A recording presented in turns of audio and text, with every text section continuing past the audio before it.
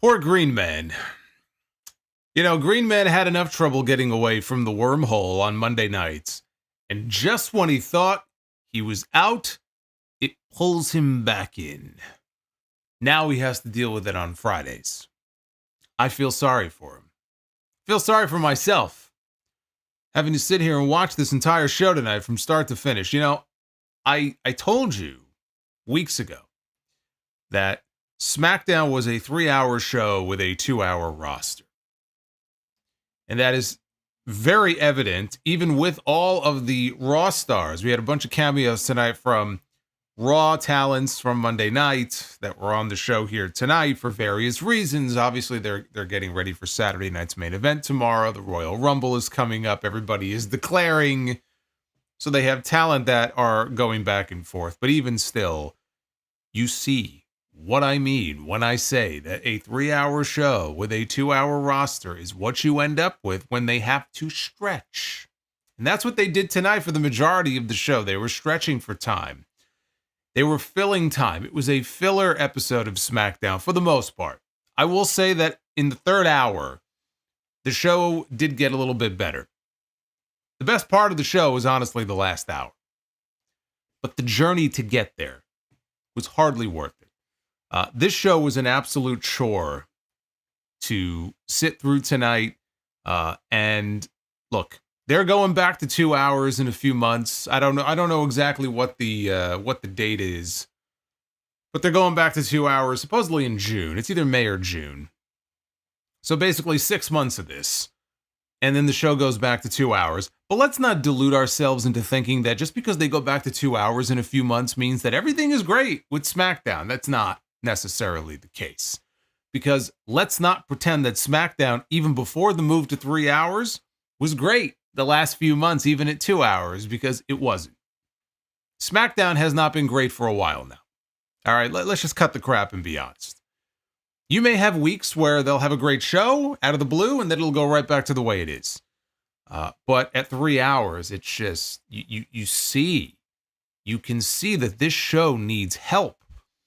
And they have begun to take steps to try to remedy that because we still have this ongoing transfer window where they can just freely move talent back and forth as they see fit, basically, instead of a draft, which we really have no need for this year. There's an active draft that's been going on now for over a month with no end in sight.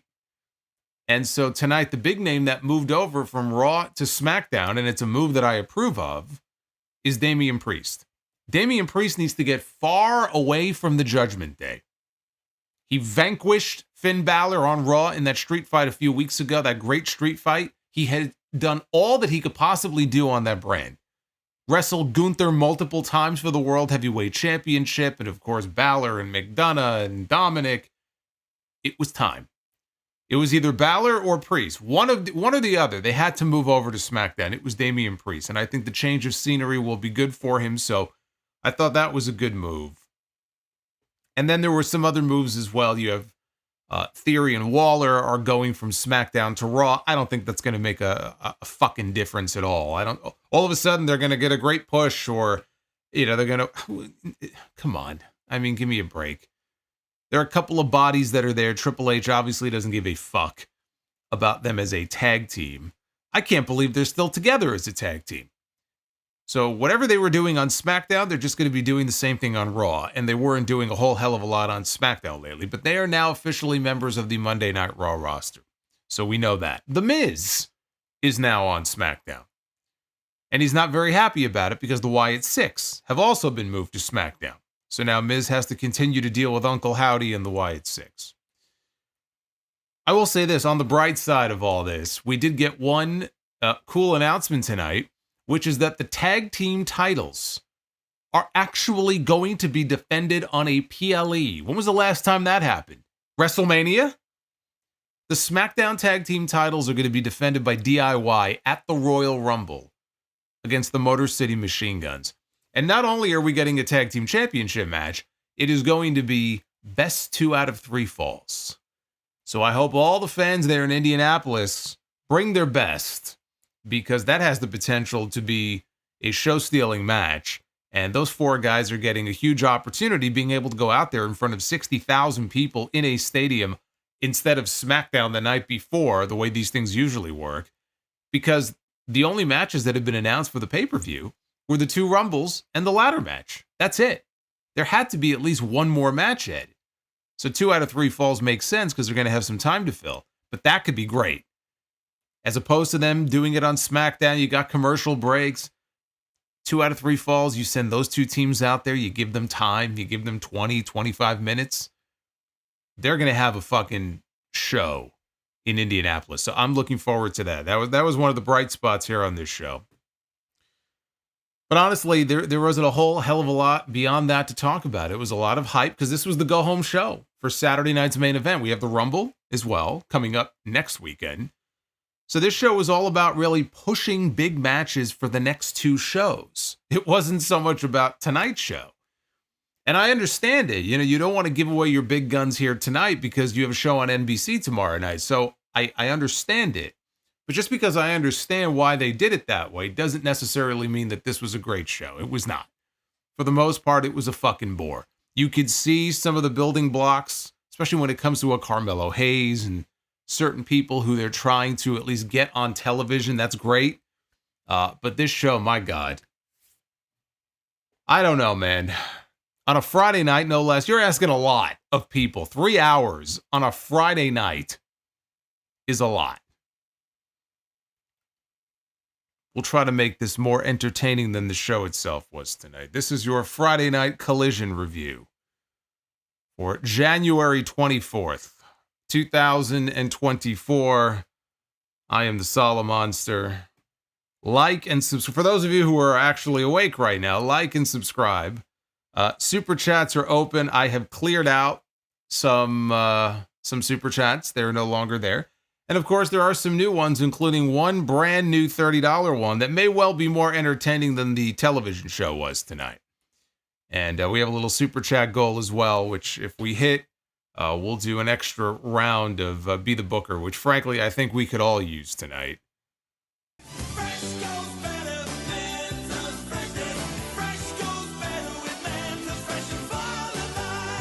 Mentos, the fresh maker. There it is. David Thiering dropping the $30 Mentos the Fresh Maker. Why is Solomonster a punk hater? Why does he hate Punk so much? What did he ever do to him? Hey, Fire Panda. Thank you for the $48 super chat. Now you may be looking at that and going, your first thought when you hear that and you see that may be, what the fuck did I just watch? But the whole point of that is, it popped me. And I have a weird brain, and my brain comes up with just some wild, wacky shit. And I'm like, you know what?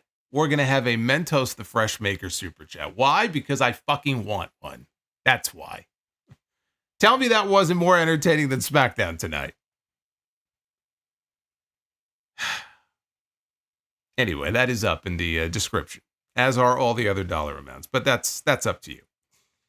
Let's get into this here. You know, one thing you may have noticed about Raw, I mean, how could you avoid it, since they moved to Netflix, is the fact that they have all of the different sponsor logos all over the mat. SmackDown has not had that. SmackDown's had the new blue mat in recent weeks, but there were no ads on it. That is no longer the case. Tonight, there was just one ad. Right in the middle of the ring, they had an Angry Orchard hard cider logo in the middle of the ring. So that was the first sponsorship sighting here on SmackDown for those who care about that sort of thing. On the eve of the contract signing, it's Saturday night's main event between Cody Rhodes and Kevin Owens. We had the WWE champion, Cody Rhodes, on his way to the ring for an interview with Joe Tessitore. And Joe asked Cody about his thoughts on potentially being champion only for one more week. Now, apparently, one thing I got out of this interview here is that they are going to take the titles tomorrow night. They're going to take the belts from both of them. So for the next week, Cody will not have his title. KO will not have the Winged Eagle belt. They're going to take them from them. And so when we get to the Royal Rumble, titles will be suspended above the ring for their ladder match. So they're going to be taking, Shawn Michaels will be taking the belts, I believe, from both men tomorrow night. which will be funny because how long has it been since we've seen Shawn Michaels with the Winged Eagle? Probably 1998. We're going to see Shawn Michaels with the Winged Eagle tomorrow night for the first time in a very long time. It just feels right. So Cody said that with Shawn being in charge of NXT, he doesn't mind having a legend like him handle the contract signing. He talked about how having the WWE title means main eventing WrestleMania. And Tessitore reminded viewers how Cody was put on the shelf at the last Saturday night's main event by a pile driver. Not for very long he wasn't. How long was Cody off TV for? 2 weeks? I thought they would at least wait until the beginning of the year. He was back before 2024 was even up. So he wasn't gone for that long. I think maybe it was 2 weeks he was gone. He asked Cody what he thinks about this more vile Kevin Owens. And Cody said, well, you can ask it in every locker room and you'll get a mixed bag of opinions on KO. He said one thing that hurts Kevin is that when faced with the easy way and the hard way out, 10 times he said, 10 times out of 10 he will choose the easy way. It's like, what do they say? One of the veteran pieces of advice in wrestling? Work smarter, not harder. Eventually, everybody realizes that. Sometimes, though, it doesn't happen until later in life. All the young guys go out there, they're doing all these crazy moves, trying to get noticed, right? Trying to up the ante and up the risk factor. Work smarter, not harder. I think that's a great piece of advice for anybody in any industry, whether you're a wrestler or not. So Cody said that's why a ladder match is so apt, with no referee to make mistakes. Tessitore asked Cody what he would tell Kevin before they meet if they had the chance to meet one last time. And Cody said that he would tell Owens that he beat the ring general and he beat the greatest champion of the modern era. He's the son of a plumber, but the student of Randy Orton. He doesn't mind smacking Owens in the front seat of his car where he cuts his promos. He said he has only one thing to say to Kevin Owens: good luck. And with that, the segment ended. Pretty dull stuff here from Cody Rhodes. We've seen better from Cody on promos. This was very paint-by-numbers stuff. It was fine, I guess, for what it needed to be. It just wasn't all that great. But we don't want to give too much away before the actual contract signing. Think about this. We're not even getting the match tomorrow night. We're getting the contract signing for the match. And this was effectively the go-home segment for the contract signing. It's like a pre-show having a pre-show. So the idea here was, well, we can't really give too much away until tomorrow. We'll just send Cody out there to say stuff that we pretty much already heard him say before. Best thing I can say about this, I like how they had Joe Tessitore in the ring to do the interview. It's the first time he's done anything like that since he's become play-by-play guy, at least on SmackDown, doing the interview in the ring. And I thought he did a good job. He's very good at that. In the back, DIY and Pretty Deadly were having a conversation. And Johnny Gargano told Pretty Deadly that they would not be able to help them tonight for their tag team match because Gargano had a match of his own against Apollo Crews. Tommaso Ciampa, he's not down with any of this Pretty Deadly crap to begin with. So he just basically told Pretty Deadly, handle your business. And Gargano told them that I'm the learning tree. Thanks, guys. The learning tree is here. Sidro, thank you for the $12, imparting that learning tree wisdom on us. How kind of you. But as I said, Ciampa isn't down with any of this Pretty Deadly crap. And he told them to handle their business. Gargano told them that they believe in them, and then DIY walked off, and Pretty Deadly ran into Legado del Fantasma. No words were exchanged. All they did was stare them down. That was it. But that led into the opening match between Pretty Deadly and the Motor City Machine Guns. Yes, indeed. The Machine Guns trying to recapture those tag team titles, trying to climb the ladder. Pretty Deadly, they cut the ring in half on Chris Sabin during the commercial break. Sabin tagged in Shelley, and he hit Wilson and Prince with a DDT and a flatliner at the same time to get a 2 count. Shelley caught Prince with a baseball slide. This was weird. So Alex Shelley hits a baseball slide to the floor. And in doing so, he knocked one of the apron pads off. And I realized at that moment, I said, I didn't realize that they added apron pads. This was the first time that I've noticed this. So I don't know if it was there last week. Again, I was in Chicago. I caught up with SmackDown after the fact, but I was kind of in a daze. But that's why there was no review last week. I was in Chicago for House of Glory. So I don't know if this was something that they added last week, but this is my first time noticing it. But yeah, they have pads now kind of on the apron. They're very inconspicuous, but they are there. So Sabin hit Wilson with a suicide dive as Shelley held the ropes open. Inside, Elton Prince tossed Shelley into Sabin to escape their skull and bones attempt. Kit Wilson hit Shelley with an assisted code breaker. And Wilson then took out Sabin with a DDT. Prince hit Shelley with an assisted bulldog for a 2 count. And the Machine Guns dumped Prince out of the ring after Shelley tagged in. They hit Wilson with skull and bones for the win. A perfectly solid match here, which was meant to... I mean, my takeaway from this is that it was meant to show Pretty Deadly, even though they always lose, and they're kind of treated like a joke, they can go in the ring. You know, at one time, they had a more serious run as tag team champions when they were in, NXT, NXT UK, they were doing all that. They have their gimmick. Obviously, it's very humorous, but these guys can work. And you got to see a lot of that here in this match, even though they still lost. But the thing with Pretty Deadly is that, they do have a story. They're featured on the show pretty much on a weekly basis. And I'm not saying it's the most exciting story in the world, but there is an ongoing story right now involving them and DIY, and the Street Profits had been involved, which is more than I can say for other people on this show. At least they have something going on. Backstage, Nick Aldis met up with The Miz. Miz said that Joe Tessitore, look, he does a great interview, as he did with Cody earlier, but it's no Miz TV. And he wondered if he was there tonight to pop a rating. Basically, he didn't know why he was there. And Aldis had to inform him that he has been moved via the transfer window from Raw to SmackDown. You are now officially a member of the Blue Brand.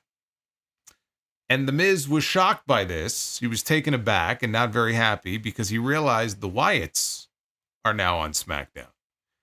And then it sunk in. He said, Cross. He realized that Karrion Kross was the mastermind behind all of this, or he assumed anyway. So Aldis told Miz that you better go find some friends. So let's talk about this here for a moment. I'll talk more about it on the podcast this weekend. But basically, we have found out in the last several days, the Wyatt Six, it sounds like, were not meant to move to SmackDown. And the only reason they were moved to SmackDown is because plans with Alexa Bliss fell through. There is an ongoing contract issue involving Alexa Bliss in WWE. She was supposed to make her return a couple weeks ago. Obviously didn't happen. And the two sides are currently at an impasse. The plan was for her to be involved with the Wyatt Six. Now, she was going to be on Raw.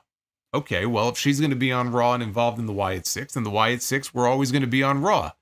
But then when this happened, the word came down. All of her creative was pulled. It was wiped. And that's when it seemed like it was a very sudden thing. They moved the Wyatts to SmackDown. That tells me they didn't have a plan for the Wyatts on SmackDown. And we may not see the Wyatts for a little while until they figure out what the fuck to do with them. So I'm not sure they have a long-term plan for these guys. But as it was on Monday nights, we hadn't seen them in a while. The last time we saw them, Uncle Howdy, I think, got pinned, right, by Karrion Kross. And how long ago was that? I feel like that was at least a month ago at this point. So now the Wyatts are on SmackDown, probably with no creative, because this whole Alexa Bliss thing blew up. So that's the latest on the Wyatt Six. Joe Tessitore and Wade Barrett, they checked in from the announce desk, but they were cut off by Kevin Owens, who was, yet again, he came out of the crowd, and yet again he was wearing that awesome Bret Hart hoodie we saw him in the other night. You see it in the artwork here. You can kind of see the paint splatter. Honestly, that was always my favorite Bret gear. I think he wore that in '94. So he's wearing the hoodie, and he's got a t-shirt on that says Sami Zayn Forever, which I thought was great after their segment on Monday where he was completely gaslighting Sami and trying to convince him that he gave a shit about him and, oh, we're still best friends, you know? So here he is wearing a Sami Zayn t-shirt. And Owens slammed his Winged Eagle belt on top of the announce desk. He began to berate Joe Tessitore for his interview with Cody earlier, said, where's my interview? How come you're not interviewing me? He said he's actually making him miss Michael Cole, but Cole is too busy kissing Pat McAfee's ass. Owens stood on top of the announce desk. He said he's going to prove that he is the rightful WWE champion. And then he stared at Matthew McConaughey, who was in the front row. They were in Texas, and I believe he is a Texas native, or at least he's there. He lives there now, and a big Longhorns fan. So, of course, Kevin Owens, he took a shot at him and said that he's going to beat Cody Rhodes just like Ohio State beat his Texas Longhorns. And boy, did that get him a lot of heat since they were in Texas tonight. Matthew McConaughey, by the way, he legitimately is a big WWE fan. So he was right there. I don't know if that was his daughter with him. There was a kid that was with him. I assume it was his. But he was right there in the front row behind the announcers for the entire show. Jimmy Uso made his entrance. And he confronted Owen. Owens went and got back into the ring. And Jimmy got in the ring. And he asked Jimmy, why are you here? And Jimmy said, because you talk too much. And then he attacked him. Owens rolled to ringside to avoid an Uso splash. Jimmy took the microphone and proposed the match between the two of them for later in the show. And the camera showed Matthew McConaughey approving of the move. He was very pleased with what he saw here in this segment. Carmelo Hayes was shown in the back talking to Nick Aldis. And Melo said, what the hell? Because I was supposed to wrestle him tonight. I was supposed to wrestle Jimmy Uso tonight. And Aldis apologized and said, look, I'll book you and him for next week. Okay, we'll do that match on the show next week. But I just recruited a new superstar over to SmackDown in the transfer window, and I think that you would make for a great first opponent for him. And Melo said that he didn't trust Aldis because he pulled this stunt once before with Braun Strowman. But he wanted to meet this man face-to-face first. And Aldis told him, well, stick around for a little bit because this new acquisition is on his way.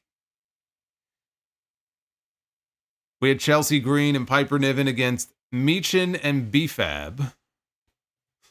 Michin dragged Green into the ring, went for Eat Defeat, but Chelsea escaped. Michin went for a cannonball in the corner. Chelsea moved, took control. Piper Niven tagged in. She went for an elbow drop, but Michin moved out of the way. B-Fab got the tag while Chelsea also tagged in, and B-Fab dropped her with the DDT and covered her, but Piper Niven broke it up.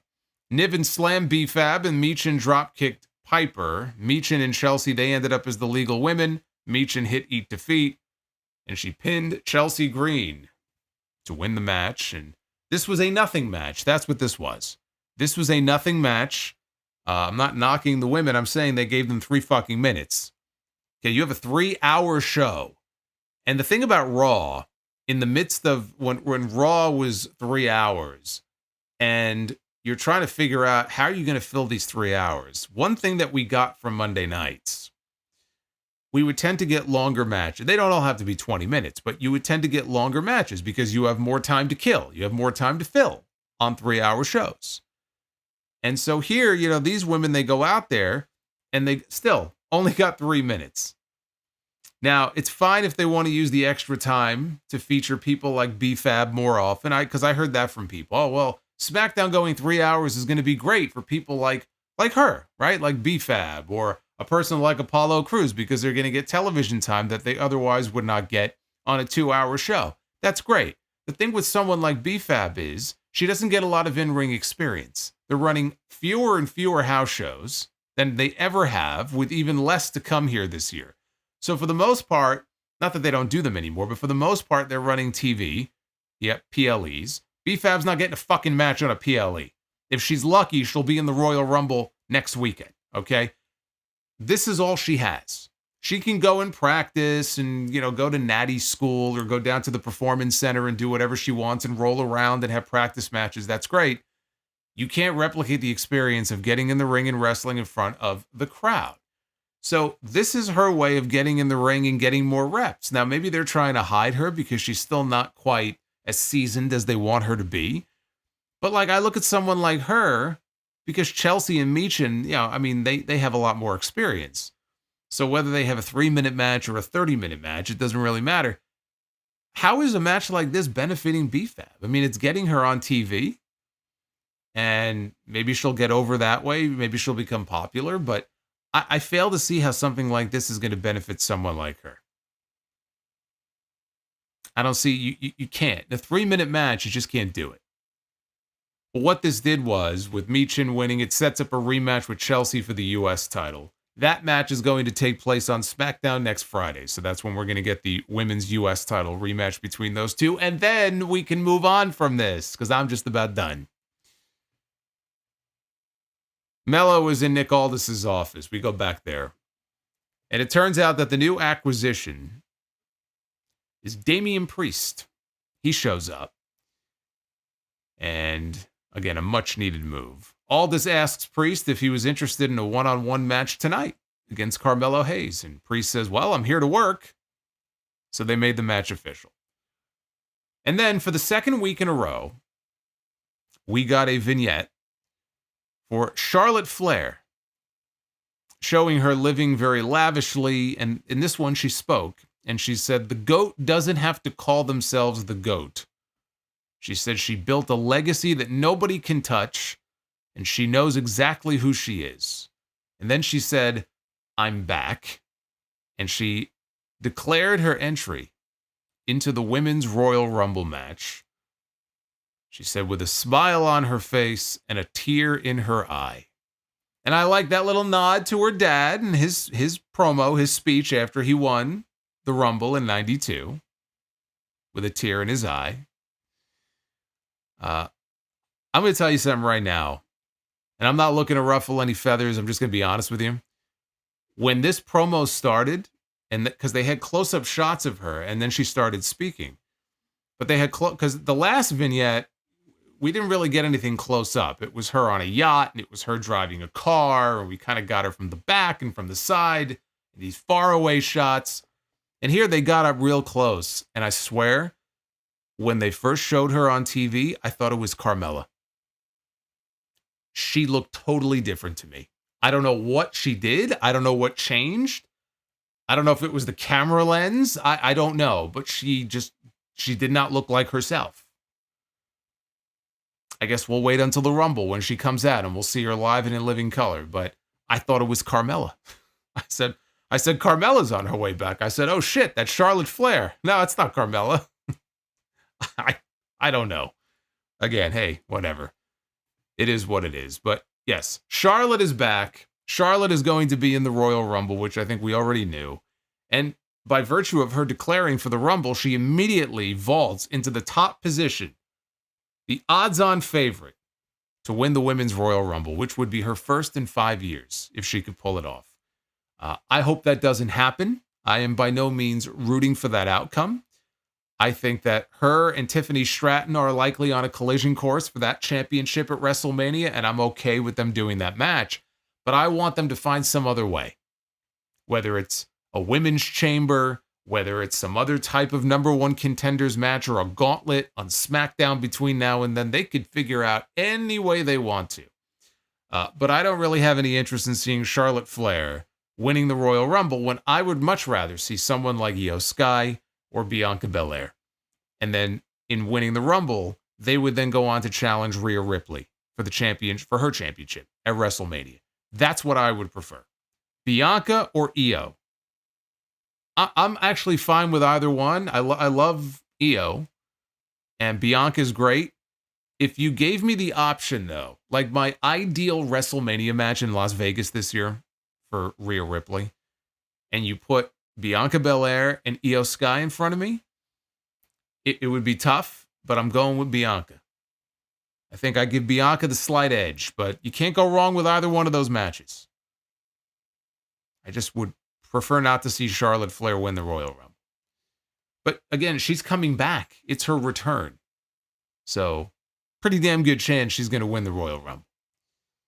By the way, on that subject, I should mention, I think it might have been Fightful who was out with this report.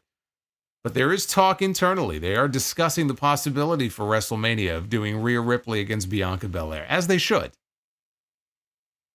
Because her or Io, I think that is the best opponent for Rhea. So I'm glad to hear they're at least considering it. Now, we've heard so many reports in the last month about matches that are being discussed internally, right? I'm sure everything is being discussed. Everything is on the table, although it's getting late. So they got to figure out what they're doing very soon. We've heard this about John Cena and Cody Rhodes. We've heard this about CM Punk and Roman Reigns. We've heard all sorts of things about matches that are being discussed. I'm sure they're all sitting in a room and they have a nice big board, big bulletin board. They may have 10 different matches listed out. That doesn't mean that it's going to happen. But I hope it does, because Rhea and Bianca, whether it's 41, 42, that's a WrestleMania match. Then it was Tiffy time. Tiffany Stratton, the new WWE Women's Champion, was out to the ring to address her public. Stratton said that everybody in WWE...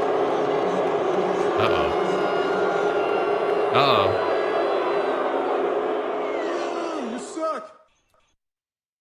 Boo that man. Not David. David's awesome. David Thiering, thank you for the 23. Can't boo David. The last thing I would do. I would never do that. Stratton said that everybody is wrestling in the Royal Rumble to face her at WrestleMania. She says she already beat last year's Rumble winner in Bayley, and the next contender will only be counting down to Tiffy time. She was then interrupted by the other champion, the Women's World Champion from Monday Night Raw, Rhea Ripley. Rhea gets in the ring and she says she knows Tiffany is new here, but she's here to let her know that she's Women's Champion too. Not that, Tiffany is Women's Champion 1 and Rhea is Women's Champion 2. She's saying that I too am a Women's Champion. I just had to clarify that. So Rhea said that from champion to champion, she respects what Tiffany did to Nia Jax, but it's not going to compare to what she is going to do to Nia at Saturday night's main event. And that brought out Nia Jax, who is basically on every show every week now. And she came out with Candice LeRae. Nia cut a promo as she was walking to the ring, said that she doesn't know why she has to catch strays from the two of them. There was a young fan in the crowd that said, "Nia, you suck." And so Nia turned to this young child and told the kid that their mother sucks. Eggs. Their mother sucks eggs. Right? That's what Terry Funk would say. They were in Texas after all tonight. Shout out to Terry Funk, the late, great Terry Funk. So Nia then announced that she was entering the Royal Rumble, even though I could have sworn that she basically announced last week. But now I guess she formally announced that she is entering the Royal Rumble match and said she is not only going to enter, she's going to win the Royal Rumble. She says she's going to beat Rhea Ripley, of course, at Saturday night's main event, but she's still entering the Rumble to take back what Tiffany stole from her. So then we got the Revolving Door of Doom promo. This was a Vince specialty. He loved doing these types of segments. And you could pull them off occasionally, but they're just it's just such a trope. One person comes out, another person comes out, then a third and a fourth and a fifth, and so on and so on. And that's what we got here. So out next were the Women's Tag Team Champions, Bianca Belair and Naomi. They made their way out. And Naomi announced that she is entering the Royal Rumble, and she's going to win. As opposed to what? I'm entering the Royal Rumble, and I'm going to lose. Of course, I figured you were probably entering the Royal Rumble to win. So then Bianca Belair follows suit and says, I will also be entering the Royal Rumble. And I too will win the Royal Rumble. And then they had some friendly banter back and forth about how I'm going to win. No, I'm going to win. Liv Morgan and Raquel Rodriguez, they made their way out next. Here on Monday Night Smackdown. Liv talked about how we have the woman over here who lost Dominic to a real woman, a Liv Morgan wannabe with the other title, and a bunch of other women claiming to win the Royal Rumble. Liv said that she doesn't care because the headlines won't be about anybody else but her. She then announced that she is entering the Women's Royal Rumble match, and she is going to win. I have an announcement to make. I, too, am declaring myself for the Women's Royal Rumble. And I, too, am going to win. Since everybody else is doing it, I may as well do it, too. So then Rhea, she floors Liv with a headbutt. And it sounded like a wicked headbutt. And almost instantly, the reason it sounded so good is because she fucking headbutted this girl in the head. And almost instantly, you could see that there was a red welt on Rhea's face, like right underneath her eye. And I'm just thinking to myself, did she injure herself again on that fucking headbutt? That's how she broke her orbital socket last time. She needs to be careful with these headbutts. Somebody needs to remind this woman it's a work. So a giant brawl breaks out with Rhea and Naomi and Bianca. They clear the heels from the ring. Nick Aldis begins to head out from the back, and they very abruptly just cut to a commercial. I'll give you one guess. I'll give you all one guess what we got when we came back from this commercial break. Indeed, we got an impromptu 6-woman tag team match with Rhea Ripley, Bianca Belair, and Naomi against Nia Jax, Candice LeRae, and Liv Morgan. And Rhea started the match, and the welt on her face was very noticeable. I thought I even saw a little bit of blood there. Naomi and Bianca, they got involved, and they did a move where Rhea and Bianca, they suplexed Naomi over onto Nia, who was laying on the mat. Bianca started pounding on Liv after she tagged in, but Candice interfered, and Liv started pulling on Bianca's braid. Nia tagged in, ragdolled Bianca, and then set up for the Annihilator, but Bianca pushed Nia over the top and out to the floor. And with that, the show went to a commercial break. That's right. That's right. We got a tag team match, playa. You could set your watch to it. You knew it was coming from the moment they cut to commercial. So the show comes back. Liv Morgan had the upper hand on Naomi. Nia tagged in, hit a splash on Naomi, and then followed that with a stink face. Jax attacked Ripley on the outside of the ring and then merrily jogged away, which made me laugh for some reason. Liv did the same thing to Bianca. All of this allowed the heels to triple team Naomi. Naomi, though, fought back and landed an X Factor on Candice, and Rhea hopped back up on the apron and got the hot tag. Liv Morgan tagged in. Rhea went to work on Liv. And here I thought we were done with this. And here we are yet again, Liv Morgan against Rhea Ripley. Bianca tagged in and went for a moonsault on Liv. Morgan got her knees up. Things broke down. Rhea set up for a riptide on Nia Jax, but Liv jumped on her back. And so what she ended up doing was hitting Liv with a riptide on top of Nia. Bianca hit a KOD on Candice, but then Liv Morgan grabbed Bianca into a crucifix and got the surprise 3 count. Well, you can rule out Liv Morgan to win the Women's Royal Rumble match. But I think we all ruled out Liv Morgan to win the Royal Rumble before she even declared for the match. So anyway, this was your standard comeback from break, multi-person tag team match, nothing special. But it's a way to get all the different people, all the key players in the Women's Rumble match involved in one match here. And I'll tell you what, if Rhea hurt herself, and I don't think if she hurt herself that badly, they would have allowed her to be in the match on the flip side of that commercial break. But if she hurt herself, then maybe we can get the cool mask back that she wore at Survivor Series. She only wore it for the one night. I wouldn't mind seeing that mask again. That was a pretty badass mask. We had Johnny Gargano against Apollo Crews. You know it's a filler episode when we get an Apollo Crews match. You know, it's also incredible how DIY, you know, they had new music A while ago, they were given new music. Gargano was given new music, but it's incredible how they somehow managed to give DIY music worse than what they had before, and what they had before was not great. Somehow now it has declined even more. Apollo caught Gargano with a moonsault off the apron. And Gargano escaped a frog splash attempt and hit Apollo with a super kick for a near fall. Cruz hit Gargano with his military press into a standing moonsault, also for a near fall. Gargano dodged a stinger splash attempt and hit Apollo with a backstabber. Both men traded right hands, and Gargano distracted the referee. That allowed Tommaso Ciampa out on the floor to catch Apollo. He ambushed him. He blindsided him with a knee strike. Alex Shelley and Chris Sabin begin to make their way down to the ring.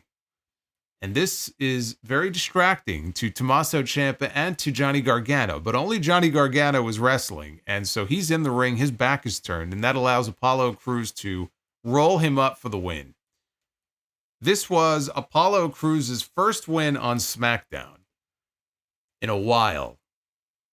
It's his first win on SmackDown since September, when he beat Giovanni Vinci, who I'm guessing most of you have already long forgotten about. But remember, he beat Vinci. It was maybe 90 seconds, if that. And speaking of Vinci, you hear a lot online these days about tribalism, right? You hear that word thrown around, and there's a lot of tribalism on both sides of the aisle. WWE fans and AEW fans, they are just loyal to their brand. They're loyal to a fault. They're like little foot soldiers in a giant geek army. So there's a lot of that going around, and you hear about it. Triple H is great. Tony Khan sucks. He doesn't know how to book. Maybe it's the flip side. Maybe it's the opposite of that, right? But you hear a lot of that back and forth. I think it's time that we have a conversation about how badly Triple H buried Giovanni Vinci. And you know I don't use that word lightly, because that word gets thrown around a lot. I think a lot of people don't even know what it means. They think if you lose one match, you're buried, and that's not how that works. But I think at this point, it's safe to say, after those vignettes and trying to give him a little bit of a reboot and looking at what happened with him, Triple H buried this man beneath the earth's core. Not saying that he did it maliciously, but that's exactly what's happened to Giovanni Vinci. He has not been on television in months. There was no rebound. There was no comeback. There was no story. Let it play out. Okay, here we are almost in February now, all right? There is no playing it out. It's played out. And I'm not saying that Giovanni Vinci was going to be a top player. I'm not saying Giovanni Vinci was going to be a world champion. But this is a brand that could use some strong mid-card heels right now at that U.S. title level. You don't think that he could not have contributed something to this show? You don't think they could have tried to build him into some kind of serviceable heel, or maybe even a babyface? I could see somebody like him, and the way he works, getting over as a solid low to mid-card babyface on the show. You know, try to get some value out of him. And they got nothing. Nothing at all. It's not even like they're using him as just like, you know, as a jabron on the show, where he's just going out there to lose to people. He's just not on the show. And it's that sort of thing that I don't understand, where you film these vignettes with him, where he's driving a sports car and he's in a hotel overlooking some, you know, great view. And you're really building to something for somebody that you have absolutely no plans for. You have absolutely no idea what to do with. He's still employed. As far as I know, he's probably there every week, right? He's basically the hall monitor or the catering monitor in the back. And maybe outside of a dark match that I don't hear about, they don't do a whole hell of a lot with him. So for all of the positives that Triple H has brought to the table when it comes to his booking and his storytelling and who he pushes, there are also examples like poor Giovanni Vinci, who gets paid to come to work and do nothing. He'd fit right in AEW, but he's not in AEW. He's in WWE, and it's happening there too. And I think it's about time that somebody brought that up, since everybody seems to have forgotten about this guy, myself included.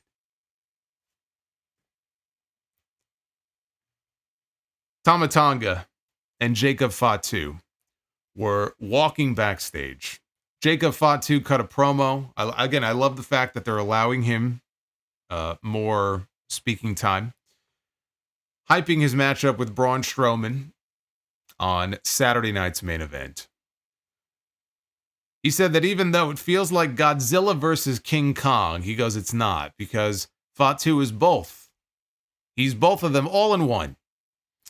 And he told LA Knight, who is wrestling Tama Tonga up next, he said that Tama Tonga was coming for him, and Fatu then accompanied Tama Tonga through the gorilla position on his way to the ring for the next match, which was LA Knight versus Tama Tonga. You know, it's the little things that really make me laugh. That's what I love about LA Knight and his promo style. Besides the fact that you could tell exactly who he borrowed and gained influence from. And that's part of what makes his promos so entertaining. I mean, look, if you're going to borrow or be inspired by certain people, you may as well be inspired and borrow from the best. And this, his cadence and everything, it's just, you know, I hear Steve Austin every time he speaks with a little bit of rock sprinkled in there. But he comes out, and nobody in wrestling today cuts promos the way that he does. It really does sound like something that would be a throwback to the Attitude Era. And the way that he delivers it. So when he drops a line like the Ufalafa, when he was talking about the Ulafala a few weeks ago, and it's such a stupid thing to say, but like I crack up laughing. So he's on the apron addressing Tama Tonga and Jacob Fatu, who are in the ring, and he's, you know, cutting a promo on them.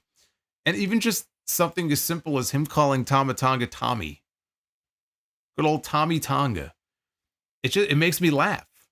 And I don't know, it could just be the fact that I was so fucking bored by this show tonight that I was just looking for anything to entertain me. And that's what I latched onto. It could be that. But I laughed when he called him Tama Tonga. I think I'm going to call him that too. So Knight had control early and the action spilled outside. Tonga threw Knight into the crowd barrier. Then he walked the barrier and he clotheslined Knight off of it. And the two of them got back in the ring. Knight hit a springboard shoulder block for a 2 count. Big back body drop by LA Knight. And he clotheslined good old Tommy over the top rope to the floor. Knight followed him out there, and Tonga rammed him into the corner of the ring steps. And that took us into the commercial break. Later on, Fatu climbed up onto the apron where he tried for the BFT. And that allowed Tonga to get a roll-up in. In the end, though, Knight did hit the BFT. And he got the win. I'm glad he did, because I was a little worried it was just going to be a DQ. And I'm like, come on. You took the U.S. title away from this guy. He's still super over. I don't even know at this point if he's going after Nakamura anymore.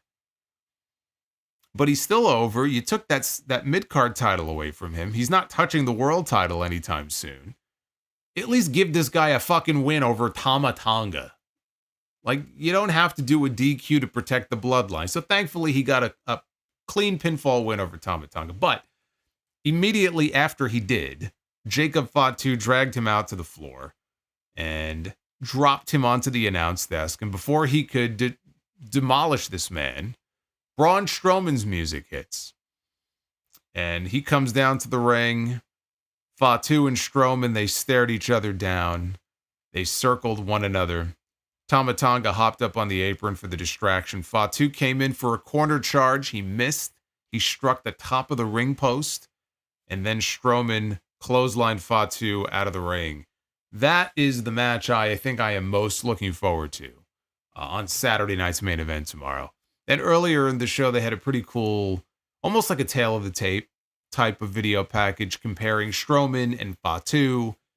It's the Battle of the Bulls. You know, and again, Jacob Fatu has not had very many singles matches. This will only be his second, I believe. And his first against an opponent even bigger than him. But you look at what Braun Strowman did with Bronson Reed on Raw and how much fun that was. I think these two will go out there tomorrow, and I think they're going to have a kick-ass match, and I'm looking forward to it. And it should be, I mean, we'll get into the predictions in a little bit, but I think it'll be yet another showcase for Jacob Fatu as they very slowly begin to build him for something much bigger. I don't know when they're going to go to a match with him and Roman Reigns, Would I love to see it at WrestleMania? Sure. Do I think that that's going to be the match for WrestleMania? I don't know. But it doesn't have to be a WrestleMania. But Roman Reigns against Jacob Fatu is a big money match.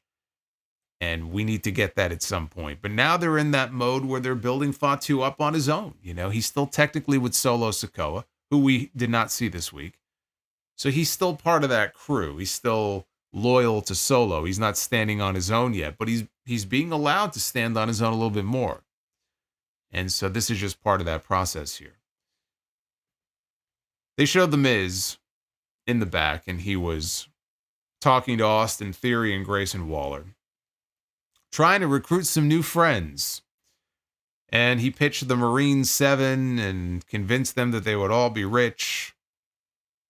Nick Aldis walked in and told Waller and Theory, guys, by the way, you're officially moved to Monday Night Raw.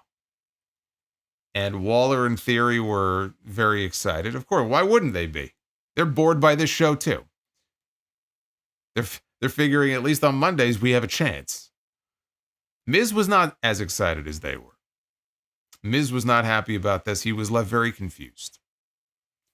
We got a Shinsuke Nakamura video package he talked about with subtitles, as they usually do. And he talked about how anybody who comes for the U.S. title, you will leave with nothing. He said he's going to be in the Royal Rumble. Talked about winning it once before, which was 2018.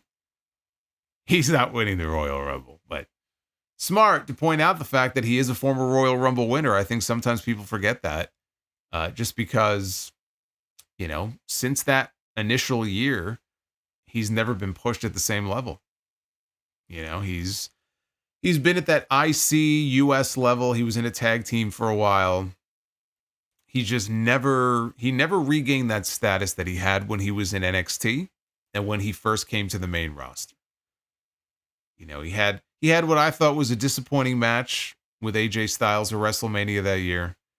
Disappointing maybe because I was expecting it to resemble something like their first match, and it wasn't anything close to that. I do think their matches actually got progressively better because they had a few more after that. But, you know, you get out of 2018 and he never got back to that same level again. So the idea of him going in there now, and they're trying with him. I mean, they gave him this new presentation and the updated theme music, and he's got a belt, and that's great. But this is about as far as he's going to go. You know, the version of Nakamura, the kind of the New Japan version of Nakamura that people were hoping to see, it's not happening. You know, he's older now. He has since re-signed at least once with WWE. He's obviously very content there. And I get it.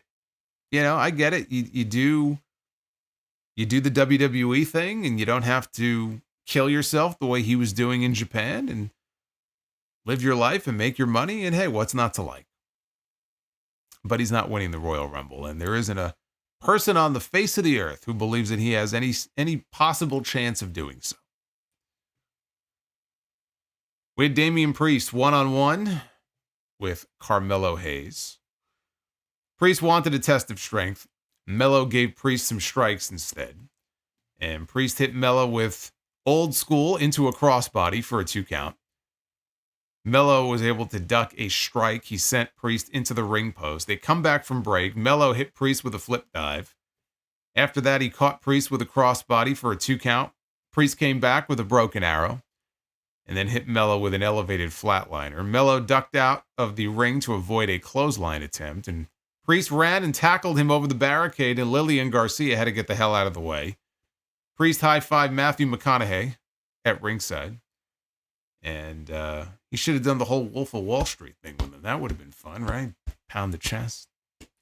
Priest sidestepped the nothing but net attempt and turned Melo inside out with a lariat. Down came the straps. And he finished things with the South of Heaven chokeslam to secure his very first win here on Friday night, which was never in doubt. You know, I want to mention this about Carmelo Hayes because I think there may be people who end up getting hung up on the fact that he lost again. And I agree. At some point, you want to change that, or else you end up becoming Chad Gable. And as great as Chad Gable is, unfortunately, he lost so often that I do feel like almost I almost feel like whatever they do with him from this point forward, there will be a segment of the fan population that will simply never see him at a high level. And they may never see him that way anyway because they're hung up on his size or whatever, which I think is stupid. But what's not stupid is the fact that he has lost so many matches and so many matches in big situations. I get it. It's hard to look at somebody like that after all of that and take them seriously. And you don't want to get into that territory with Carmelo Hayes. So he has to start winning some matches at some point. But I look at what they did with him on the show tonight. And even over the last several weeks, he's a very consistent part of the show. You look at tonight's show, he appeared in no less than 4 segments. 2 backstage segments with Nick Aldis, right? He had a match with Damian Priest, so that's 3. And then a backstage segment that led into something out in front of the people with Jimmy Uso at the end of the show. So he was all over the show tonight. And he's already got a match scheduled for next week. So this is all part of the building process for him. Now, he's somebody who also, I think, could benefit from moving in the transfer window. I don't know if they're going to do that or not. It doesn't look like it. I think Raw would be, a good change of scenery for him, but he is being featured. I certainly hope, unlike with someone like Vinci, that there is a plan for him. And I think him being featured as much as he is, because that television real estate is very valuable. You find yourself in 4 or 5 different segments on a show in one night, they're not trying to bury you. If they wanted to bury you, they wouldn't even have you on the show in the first place. Or they would have you in one segment and you'd get squashed in 90 seconds and that'd be the end of it. You wouldn't even have the time to speak and have promo time. And he does. So before people jump on and go, oh, they're burying Carmelo Hayes, I don't look at it that way. All right, it may get to that point, but no, they're not burying Carmelo Hayes. You have to look at it in a different way and recognize that there are a lot of people on that roster who would love to be featured in the way that he is and get the TV time that he gets. So let's see where they take him, because I do have optimism that they will do right by him. He's a great talent. But let's not throw the B word around with him when there are other people that you can certainly use that word for. He's not one of them, though. We had DIY in the back with the Motor City Machine Guns, and they were arguing, and they had Nick Aldis in between them. Chris Sabin noted that Ciampa and Gargano have been ducking them. And Shelley said that Nick Aldis booked DIY against the Motor City Machine Guns at the Royal Rumble for the SmackDown Tag Team titles. And not only is it going to be a championship match, it's going to be best 2 out of 3 falls. So there's no more running. There's no more hiding for DIY. And I love it. I just love the fact that tag team titles, one of the sets of tag team titles, are actually being defended on a major PLE. That doesn't happen very often. Like, I legitimately don't think those titles have been defended on a major show like this since WrestleMania, when they were first split. That's how long it's been. It's inexcusable to have 2 sets of tag team titles and they're relegated to just, it's like they're TV titles. So that's number 1. Number 2, these teams are great, and I think they're going to complement each other very well, and I think they're going to go out there and have a great fucking match. And you have to have more than just 2 rumbles and a ladder match. This is the perfect thing, I think, to add on to that show. No, look, they may want to open the show with 1 rumble. I get that. Open with the women's rumble, maybe close with the men's. This would be a great opener for the show, but I think opening with the women's rumble is probably what they'll do. And then they'll probably go into this next. But I'm just happy it's actually happening there and not on SmackDown. They showed Michelle McCool in the front row. She was loving life. And then next to her was Mark Henry. So because they were in Texas, so some local Texas celebrities there. And just off camera next to them in the front row was Matthew McConaughey. They showed him a whole bunch of times on the show tonight. We go backstage. Damian Priest is walking and he runs into Cody Rhodes. And Cody says, "Smackdown, eh?" And Priest says, looks like it. Cody welcomed him to the show with a handshake, and then he walked away. And as he was walking, He's a Goulber. Goulber. See that match at WrestleMania. there he is. The monster himself has been unleashed. Goulberg making an appearance here on a Friday night. The one and only Goulberg. You never know when he may show. Let's see those Goulberg emojis now in the chat. You know, Goulberg was rumored to be on on Raw this Monday in Atlanta a few weeks ago. That was the rumor, and that's what Meltzer said. Doesn't look like that's going to happen. I'm okay with that, but it doesn't look like he's scheduled for the show. But as Cody walked off, Damian Priest said, see you soon, champ. Elsewhere in the back, Miz was sucking up to Andrade, saying that he can help Andrade become the superstar that he truly is. And Andrade said that he likes that idea, but he walked off saying that he'll find someone to fill that role. After Andrade left, Jimmy Uso walked up to Miz and clowned him a little bit. Jimmy walked off and ran into Carmelo Hayes. There he is again. And Hayes said, now they're wrestling next week. Hayes said that it's going to take a lot more than 4 moves to beat Kevin Owens. And Jimmy told Mello that next week it'll only take 3 moves for me to beat you. So Jimmy started making his entrance, and he didn't see that Hayes was following right behind him. So when Jimmy went through the gorilla position and he came out on stage, Hayes ran up behind him and ambushed him from behind. Referees and producers ran out and they dragged Mello to the back. So just a little tease for their match next week.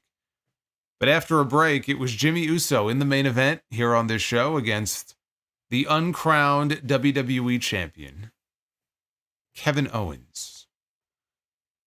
Wearing a Naomi shirt, which was fucking great given who he was in the ring with.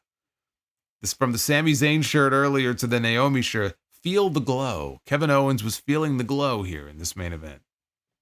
Although not feeling the glow quite as much as Jeff Jarrett was on Dynamite on Wednesday, where he was literally glowing on my television screen. Owens quickly rolled to ringside to stall, and he yelled at Joe Tessitore. He also got up in Matthew McConaughey's face.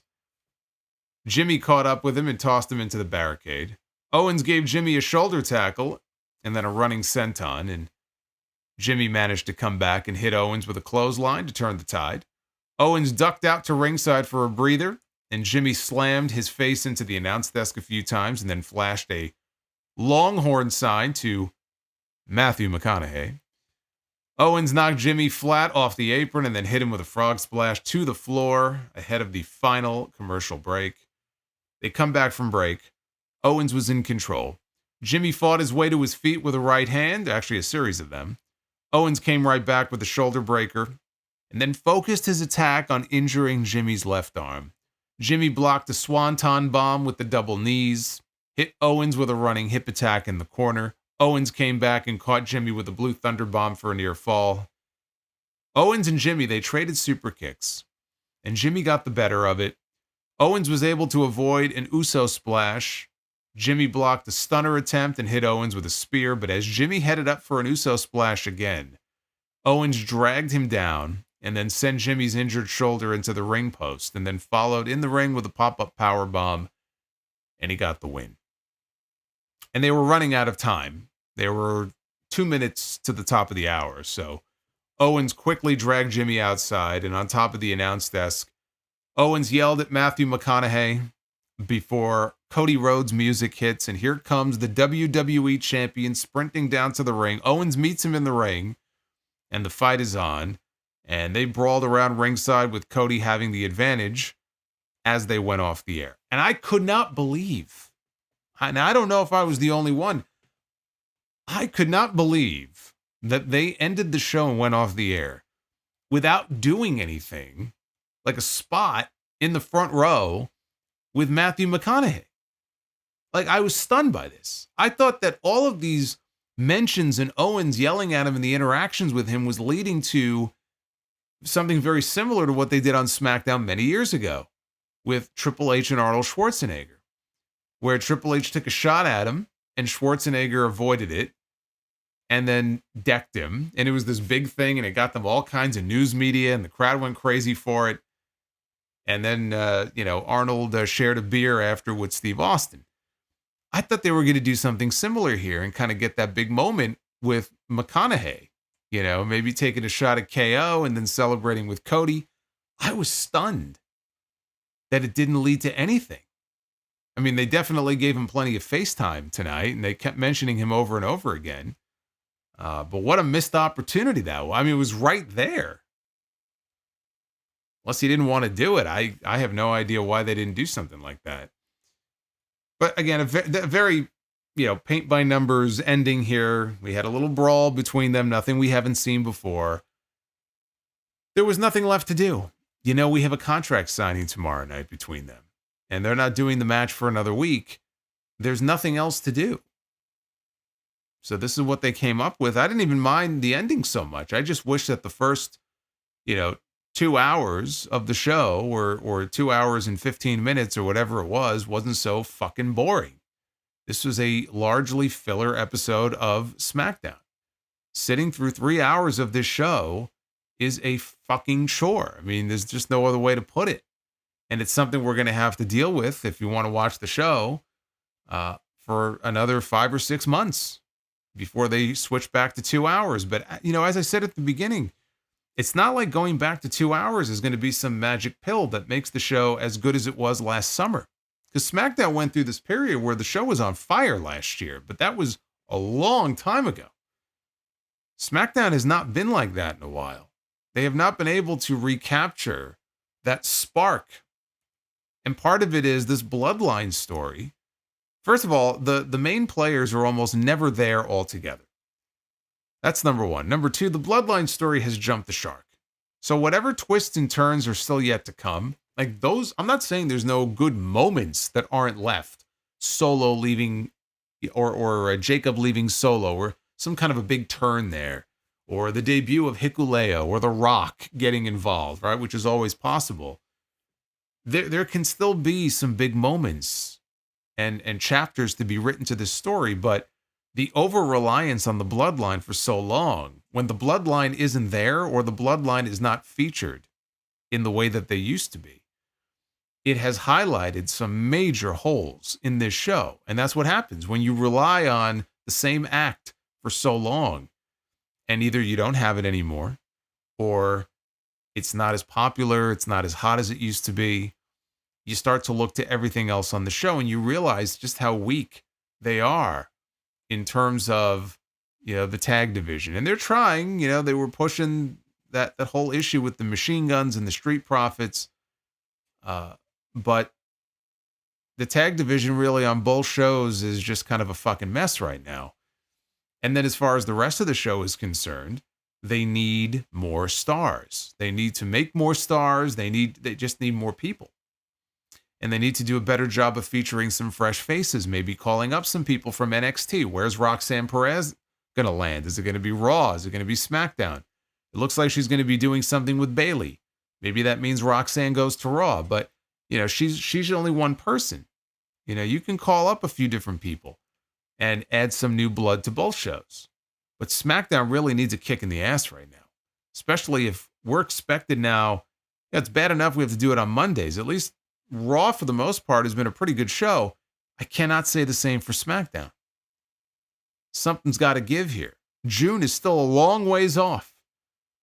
But even when we get to June, and we're back to 2 hours, they've got to shake things up here on this show. And the transfer window is a way for them to get some new faces in there, as they did with Damian Priest. That's a great first step. I think American Made should be shifted over as well.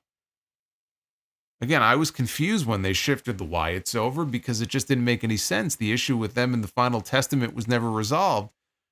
In light of the Alexa Bliss stuff, it's almost as if they moved the Wyatts. I'm not saying this is why they did it, but when I read that report, and it was like Alexa was going to do something with them and she was going to be on Raw, but then She kind of had her representatives try to negotiate a better deal. It's almost like, it pissed WWE off. And so they scrapped all of her plans and said, you know what? We're just going to take the Wyatts and move them to SmackDown. Fuck you. And they did it without having any real plan in place for them. Because I would have rather have American Made move over and just leave the Wyatts where they were. But whatever they decide to do, this show needs a reset. It needs a shakeup in the worst possible way, because it's just boring. And that's the worst thing that you could be. It was certainly the most boring show of this week. And that includes Raw, and that includes Dynamite. Now, tomorrow night is Saturday night's main event. Let's run down the card as it is, and then I will give my predictions. Just so you guys are aware, there will be no... I am the learning tree. Oh, man. Thanks, guys. Thanks, guys. Hey, Jeremy Rose. Thank you for the super chat. There will be no live review for Saturday night's main event. I will not be here. I will be at the House of Glory show. I hope some of you will be there as well tomorrow night, 6 p.m. But I will talk about the show on the podcast on Sunday. So just be aware of that. But you know who else will not be there tomorrow? Hulk Hogan will not be there. Hulk Hogan, despite all of the rumors about him being there, and he was in the commercials for it, right? They didn't outright say he would be there, but the expectation was that he would make an appearance, especially because he missed the first one, because he was at the UFC show. He will be at the wedding for his son, Nick. So he will not be there. Jesse Ventura, however, will be there, and that's really all that matters. So the body will be back in San Antonio, and Hogan gets spared the Boo Birds. We have a contract signing, as I mentioned. Cody Rhodes and Kevin Owens will make it official. Shawn Michaels will be there to officiate the contract signing. There is some sort of addendum that is being added. Now, did they mention that word tonight at all? I don't think they did. But that was the talk, that there was some sort of addendum that was going to be added to the contract. I don't know if they've abandoned that idea. Did they mention that word tonight? I don't think they did. So maybe that's no longer the case, but they'll make it official tomorrow night. We have also on the show Jacob Fatu going one-on-one with Braun Strowman. I'm looking forward to this. Jacob Fatu is going to pick up a win, no doubt about it. But that's going to be a lot of fun. Rhea Ripley is going to defend her Women's World Championship against Nia Jax. And Rhea Ripley, of course, is not losing her championship after just winning it back. Rhea will win.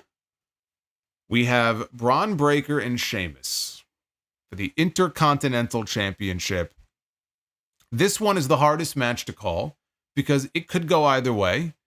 And I don't know. I mean, maybe this is a little out of left field. I don't get the sense that most people actually expect there to be a title change here, but I'm going to go out on a limb and say that there is. And even though I would rather they hold off until like a WrestleMania or a big stadium show, but I think we're going to have a new Intercontinental Champion tomorrow night. And I think that we are going to potentially have an Irishman and an Irish woman as Intercontinental Champions at the exact same time.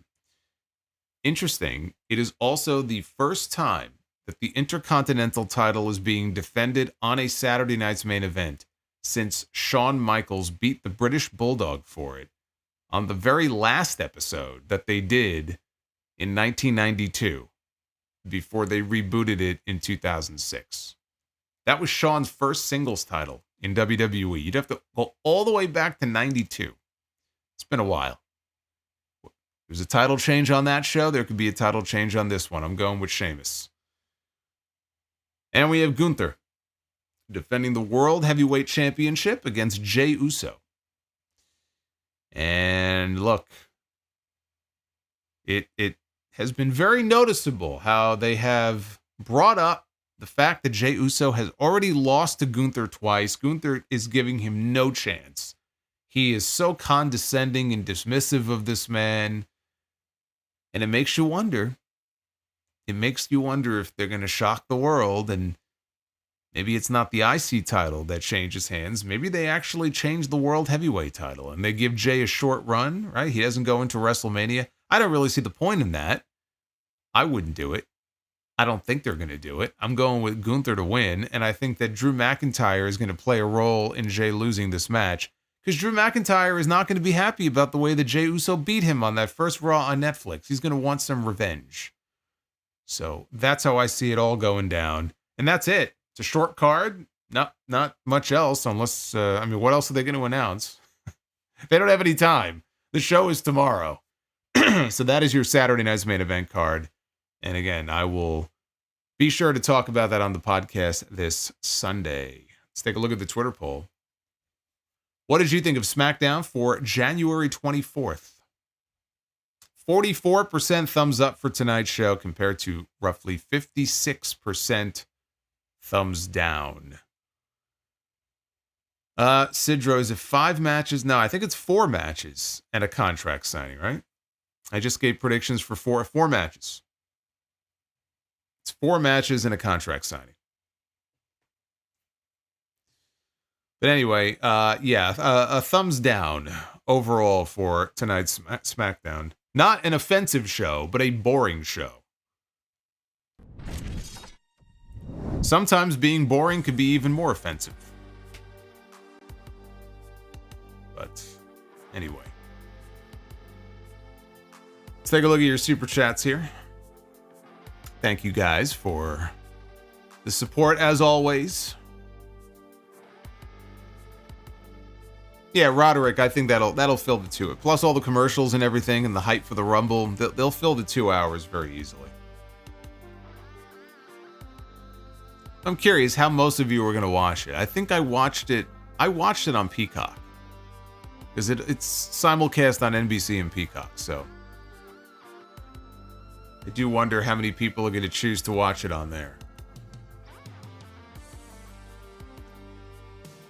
Got to give a shout out to ADoneyX96 coming in with a super chat. When did WWE put the wrong match in the main event slot at WrestleMania?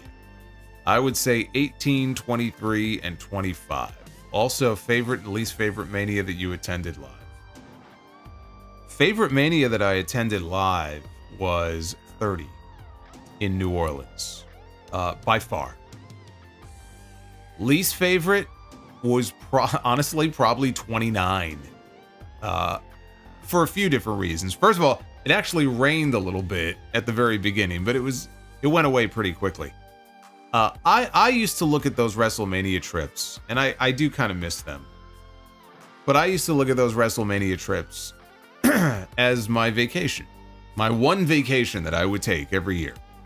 And I would go with friends, and there were so many different events going on. I would do a sound-off meetup and meet a bunch of fans of the show, and I did a live show once in Dallas. It was awesome. 29 was in New Jersey, right? Like 29 was local, and it's like, fuck. 35 was too.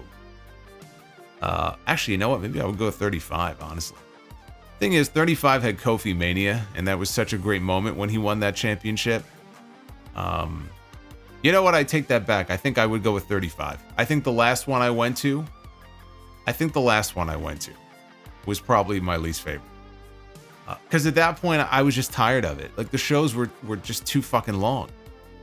And they hadn't started the 2-night format yet. So they're trying to shove as much as they possibly can. And you're getting these 6-hour shows, and it was just like, this is ridiculous. But we also had the Randy Orton and AJ Styles match, where a lot of us had that bright light shining in our fucking face. So I missed the whole match because I just got up and I went, inside onto the concourse, figuring I'll just watch it on TV. And they didn't even have the match on any of the monitors out there. So I missed that whole match. And they put the women's match on in the main event, and it was raining, and everybody was tired. And then it ended up being like a very disappointing match. With a botched finish. So that is not one of my favorite WrestleManias. 30, though, by far is my favorite that I attended live. And that's like the whole experience, not even just Mania, like the whole experience. New Orleans was great. That's why I was excited to hear that they might possibly be going back to New Orleans next year. It's not confirmed yet, but sounds like Mania 42 may end up in New Orleans, which I am all for.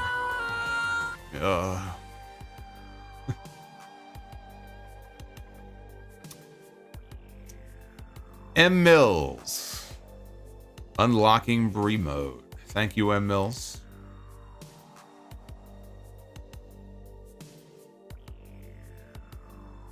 As far as the first part of your question, boy, you asked a lot, didn't you? When did they put the wrong match in the main event slot of Mania? 18. 18 for sure. Rock and Hogan should have closed the show that night. I'm going to say 25. You're right on that too. Undertaker and Shawn. That should have closed the show. I think those are probably the most glaring ones, honestly. Holiday 197. Hey, Solo. What are your thoughts on bringing back Cyber Sunday or Saturday as a pay-per-view? I really like the concept of fans choosing opponents for title matches and match stipulations. As a pay-per-view, absolutely not.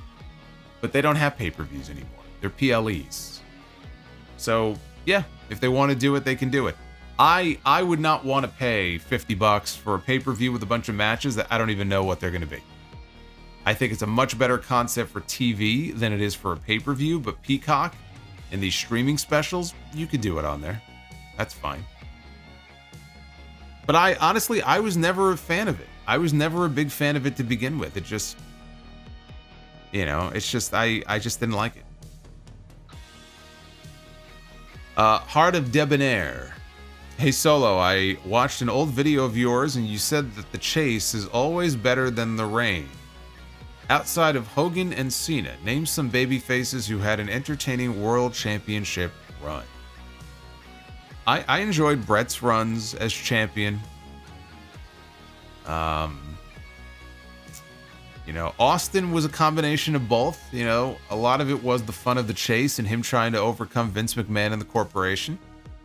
But, even when Austin had the title, it was a lot of fun. So I would say Austin is another one. And as far as a fun championship run, like more modern.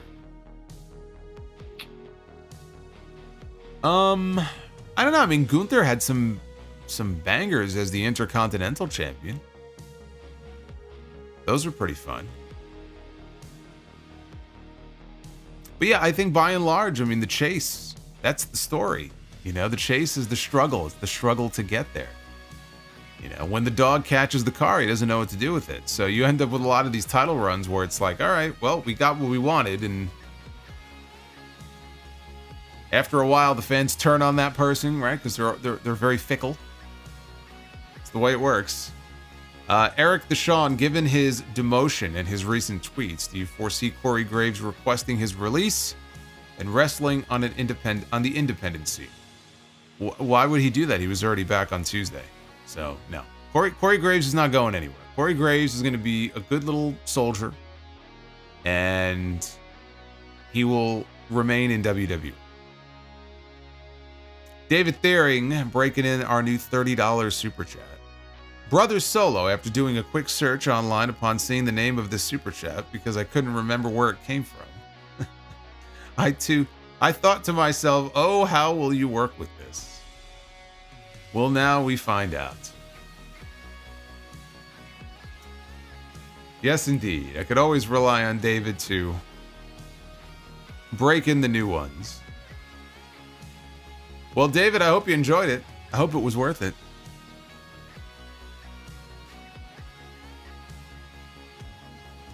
Fire Panda with the $48 super chat. Look at Fire Panda. If I was a defense lawyer, here's how I would get my clients off the hook. I would say, Your Honor, my client pleads oopsie daisy. Yes, and you would be disbarred.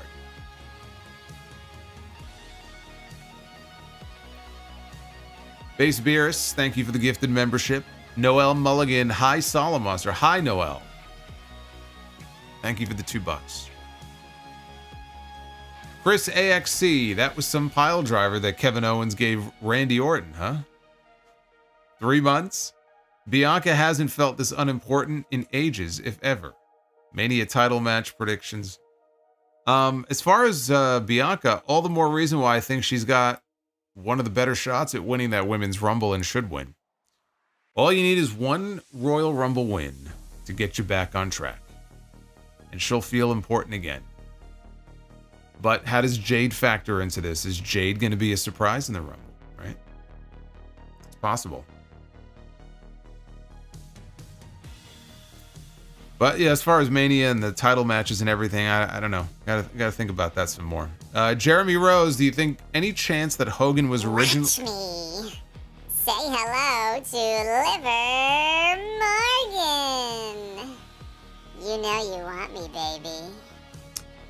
Ooh la la. Liver Morgan is with us. Enjoy some Liver Morgan tonight, guys. Thank you, George. George says, just saying thanks for giving us all some entertainment to get us through these tough times. George, that's what I'm always here for. Whatever tough times there may be, you could always rely on me. And Liver Morgan. But Jeremy says, do you think any chance Hogan was originally supposed to be involved in the Cody and KO segment, but replaced by HBK due to the booing on Raw? I don't think so. I think they were in San Antonio, and Shawn Michaels is from San Antonio, and it was always going to be him.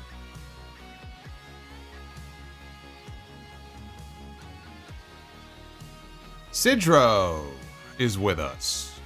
How many members of the IWC does it take to put up a light bulb? 100.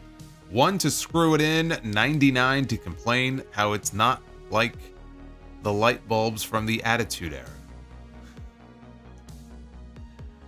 You know what's sad is that that's actually, there's a lot of truth. I think there's a lot of truth to that. Pisco95. And yes, thank you. I did hear it. I always enjoy it. You know, I always enjoy a good beat. Pisco says the best part of this show was Matthew McConaughey. It would have been if he had actually punched Kevin Owens in the face at the end. I still can't believe they didn't do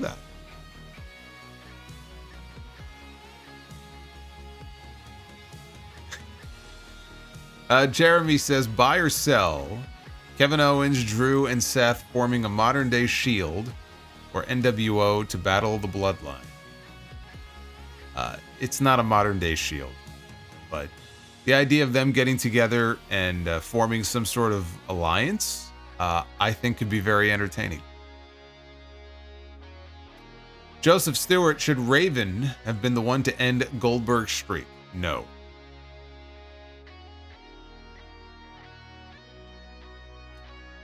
We've got Avwunu. Even at 2 hours, this show would still suck. Absolutely nothing was entertaining.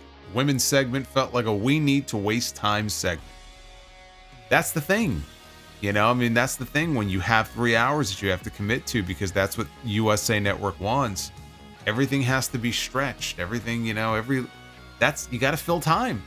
That's what it is. And there's just not enough on this show to fill those 3 hours up in a way that's entertaining. Sidro, want to hear a wrestling joke? David Otunga. Also, what did Kevin Nash say when he crashed his ATV? Arg, my quad. Hashtag I love you so. Are we still doing quad jokes? I thought those were played out at this point. RVD and Jeff Hardy get in a car. Who's driving? The cops.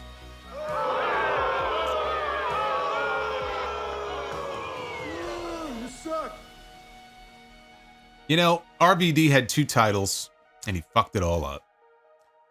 He had 2 titles, he was on top of the world, and he screwed it up. Joseph Stewart, will Dominic Mysterio be the next face of WWE in the future? Also, will he be the face of WWE? No. Do I think that he will potentially be a world champion one day? Yes. I think Dominic is very entertaining, especially if you ever listen to him when he does interviews.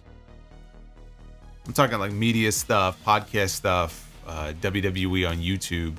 He's actually very entertaining. Also, will we see Dominic Mysterio against John Cena before John Cena retires? I'm going to say yes. Base Beerus, Matthew McConaughey for GM of SmackDown. I'm all for that. I think he would do great in that role. Heart of Debonair, rewatch, save, delete, forever.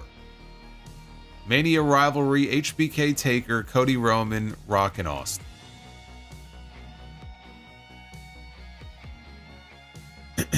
I am going to rewatch HBK Taker. I'm going to save Rock and Austin, and I'm going to delete Roman and Cody. Base Beerus, so is Charlotte the female Cena? I think she's been the female Cena for a while. She's got more titles than any other woman in the history of that company. So that right there makes her the female Cena. Cena's got 16 world titles, soon to be 17. David Thiering with the 23 says, to make up for Hulk Hogan reportedly not being at Saturday night's main event tomorrow, and because why not after a boring SmackDown, he gives us the $23 super chat. Good luck at Hog tomorrow, Commissioner. That show honestly sounds more exciting than SmackDown was tonight. Oh, I guarantee you that it will be more entertaining than SmackDown. We got Ricky Starks coming back too. Second week in a row. First time was in Chicago. Now he's making his New York City debut. We got Kenta coming in. We got Rhino getting in there with Zilla Fatu. It's going to be a good show, man. Kurt Angle's going to be in the house, man. He's going to be doing a meet and greet. It's going to be great. Holiday says, SmackDown was dull and phoned in tonight. Thoughts on rumors of WrestleMania 42 in New Orleans and 43 in Indianapolis? I don't know about 43. I think Indianapolis is not getting it for a while. They're getting it, but it could be years from now. Because remember, they signed like a 7 or 8 year deal for various shows. So I don't know about 43. 42 is sounding like New Orleans, and I love it. I'm all for it. Marquand says Naomi is entering the Royal Rumble to shake her booty and then leave. You say that like that's a bad thing. Look, I declared for the Royal Rumble before too. Maybe I'll just come in and shake my booty and leave. Hype Man Slimy. Do you prefer being a face or a heel? And why? In life, a heel. I just feel like being a heel would be more fun. Base Beers, how do you cook your burger? Rare, rare or well done? Medium. I cook mine medium. Well, I don't cook, but when I have a burger, I make sure that they are prepared medium. Base Beer says, then Loa forever. Blue Jay. Need a Solomonster Chi-Town Smart JD Pod ASAP. We all got our own things going on, brother. You can get us multiple times during the week. Jeremy Rose, more shocking Royal Rumble return. Enzo, Riddle, Cardona. Are we talking this year? What would be more shocking would be Enzo. Cardona wouldn't shock me at all. And Riddle, I feel like Riddle eventually will be back.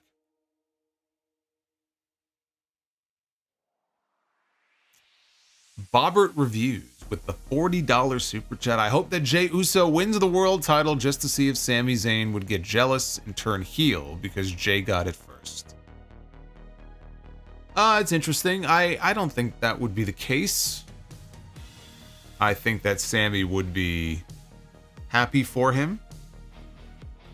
And I also feel like if Sammy was going to win his first world championship, that, it would be or should be as a babyface.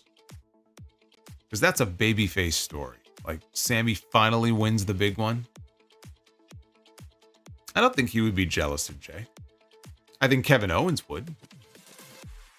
I don't think Sami Zayn would.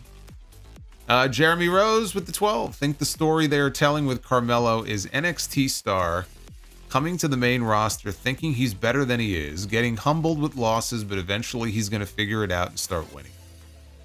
Yeah, I think it'll be something like that. It's just... you could tell that they obviously think highly of him, other than the fact that he was the first draft pick for SmackDown. There will come a point where, again, there has to be a turn here where he begins to win more than he loses. But for now, again, he's going to be fine. I'm not worried about him. Like, there are people I'd be worried about.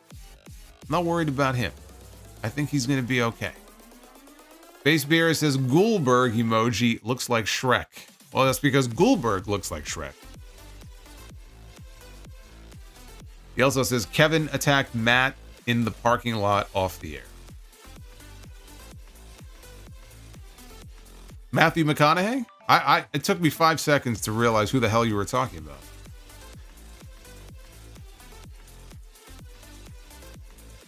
Let me see.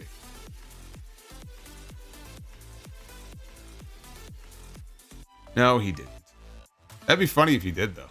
Look, everyone, it's Samoa BRO. It's Samoa BRO. He should have done that, actually. He should have given him a pile driver on the concrete out in the parking lot. Super Pony, does Shawn Michaels get a package pile driver tomorrow night? I hope so. Maybe it'll knock his eye back into place. Wouldn't that be something? Yeah, I mean, I think Owens should do something, because Cody was really putting Shawn over in the promo, as a legend, and he's guiding the future generation of stars down in NXT. And so I would want him to really show his sinister side and maybe even get Cody tied up in the ropes and he's helpless and all he could do is watch. And then Owens does something like that to Shawn. I think you want to do a heavy angle, because this is the big go-home angle. It can't just be, oh, we signed the contract, cut a couple promos on each other, and that's it, right? There's got to be more to it than that. So I think they should do something along those lines.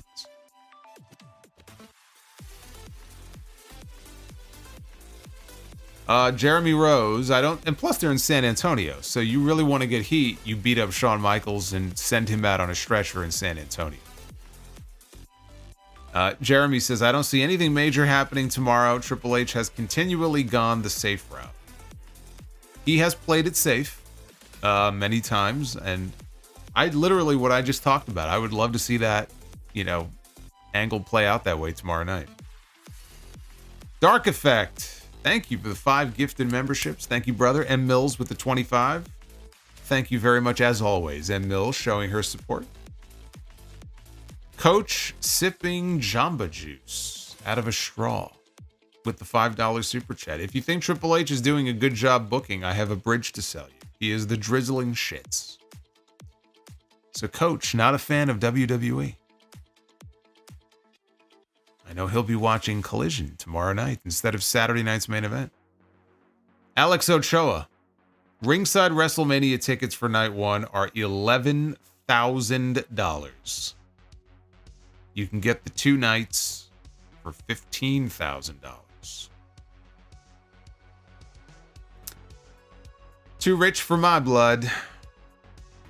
I'll be watching from the comfort of my own home. I'll be watching from my iPad. I'll have to watch it from the iPad so I could take notes here while I watch it on the iPad. While all you people are watching it on your big 65-inch TV, I got my 10.9-inch iPad. I'll be watching WrestleMania. George, again, thank you for the $15. I appreciate it. Justin G, sorry I'm late. Been a bad day.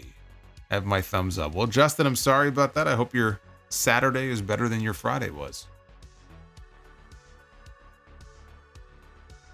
Demetrius Hodge, who do you think will be the Nash 94 spot in the Rumble? Jacob Fatu. Justin G, since Angle says he hates Perk, can we say Peak? No, you can just say Kurt. It's Kurt Angle. That's who he is. Nick Grasso. I don't know if it's true, but I heard Jacob Fatu may start being referred to as Tribal Wolf. If true, time for Jacob to oust Solo. I mean, Tribal Wolf may be a nickname. He's not. He's going to be Jacob Fatu. I don't know where you heard that, but no, his name is Jacob Fatu.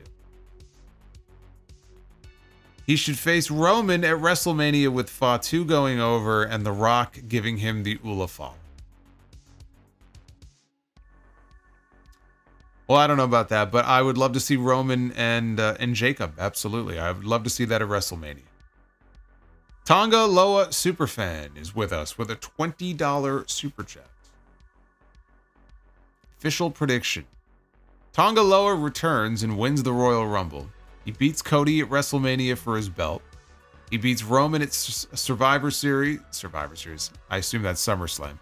For the Ula Fala. He beats Cena in his last match of the year. He challenges Rock for WrestleMania 42 and earns the moniker of the Secret Boss. Yes. And then Tony Khan buys WWE when the business completely tanks. Tony Khan swoops in and purchases WWE. All thanks to Tanga Loa.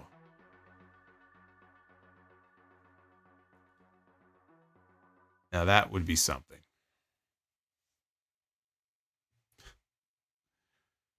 Yeah, David, that's my response. He's smoking the good stuff. That's what he's got. All right, we're at 422 likes. So we're not getting 2 rounds of Be the Booker. We're only halfway to the other goal, unfortunately. But we will do the 1 round of Be the Booker. And since I'm not going live tomorrow night, we're gonna have to make this. We're gonna have to make this a good one, because this is all we got. So fingers crossed. Let's see how things go here. Boney says, looking at the WWE's history, is the U.S. title the worst booked of all the major titles? Oh, I don't know. The Intercontinental title went through like a 7-year period where it wasn't defended at WrestleMania. I'd say that's pretty bad. But I mean, how you say major titles? So I'm assuming you're not including the women's tag team titles in that. I don't know, dude. It's been better the last couple of years since Gunther had it, but they treated the Intercontinental Championship like shit for the longest time. That title took some abuse. So it's nice to finally see it at least, get some love. Although Braun Breaker hasn't done shit with it since he won it back. It's almost like they're regressing again. I think I might have to go IC, honestly. And IC, I mean, that's their title. The U.S. title, they just brought it in after WCW. You would think the Intercontinental title, they would have treated it with more respect. For so long, they disrespected that title. It killed me. Why is Solomonster a Punk hater? Why does he hate Punk so much? What did he ever do to him? Fire Panda with another $48 super chat. Look at little baby Fire Panda on fire tonight. Tanga Loa then goes to New Japan and wins all of their titles. And then to TNA, and then Hog, and then GCW. And at the end of it, all Tanga Loa gains the name the God of Wrestling. I think we finally figured out what Tanga Loa is doing at home as he sits there, waiting to get cleared from his injury. I think we finally realized who Tanga Loa Superfan is in the Super Chats. It is quite a coincidence that Tanga Loa Superfan first appeared around the time that he went down with his injury. I see you. I know what you're doing. Let's be the Booker. Ladies and gentlemen, it is now time to be the Booker. You'll be disappointed to know that Tanga Loa is not in Be the Booker as a solo. The Gorillas of Destiny actually are in Tag Team Be the Booker, but Tanga Loa as a solo act is not in Be the Booker.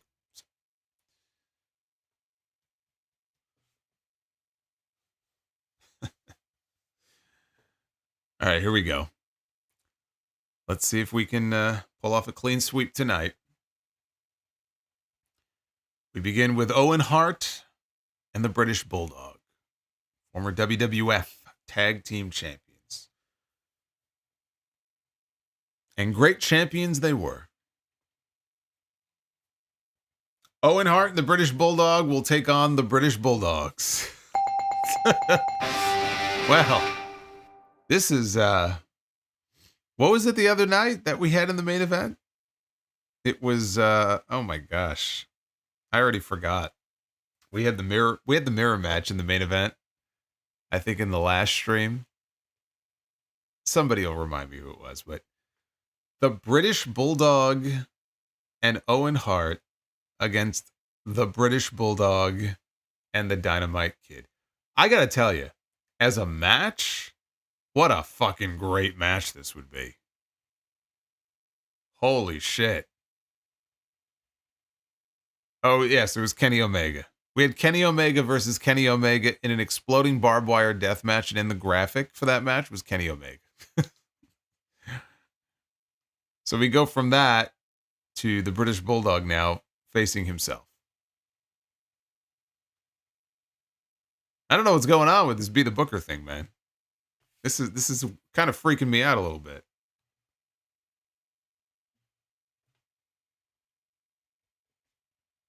Whose side is Davey on? Yeah, that's a good question. I don't know. It's a great match, though. Women's Be the Booker, we have Zoe Stark, who absolutely obliterated poor Dakota Kai with a missile dropkick on Raw Monday. Now, she drop-kicked her into the next dimension. Zoe Stark is going to face Becky Lynch.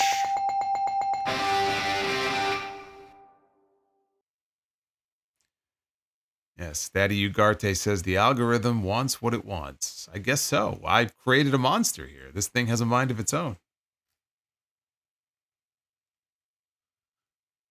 Becky Lynch and Zoe Stark could be a good match, right? We did get that match, didn't we? When Zoe was with Trish, we must have gotten Zoe and Becky on Raw. I think we did. Wasn't that the night they brawled into the crowd and they went off an equipment case through some tables? I vaguely remember this.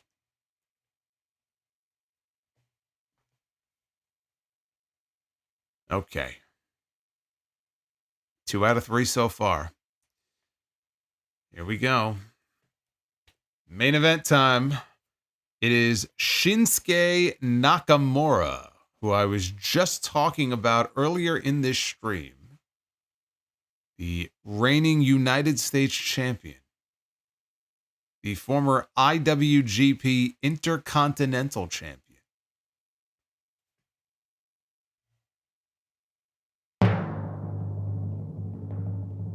Shinsuke Nakamura battles Sammy Guevara. This is our main event. And I am going to give it the bell. That's what I'm going to do. I had to think about that one. But I am confident in my decision.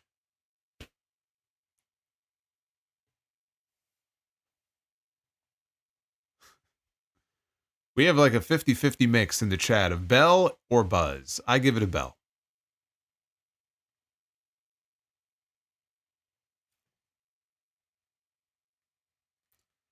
We got our clean sweep though. So at least we got what we wanted there. Apparently not a fan. Not a fan, David. David Thiering with the $23 super chat. My response to these Tanga Loa fantasy booking ideas is this super chat. Justin G says, Loa Sapiens, rise up.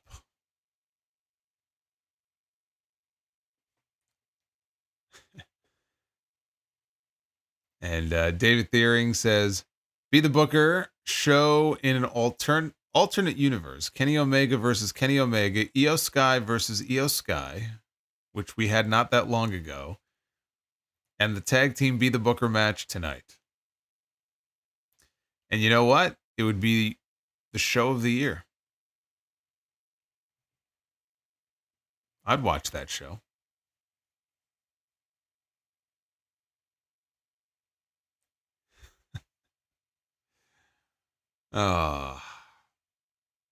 Anyway, I'm glad we were able to end that on a positive note.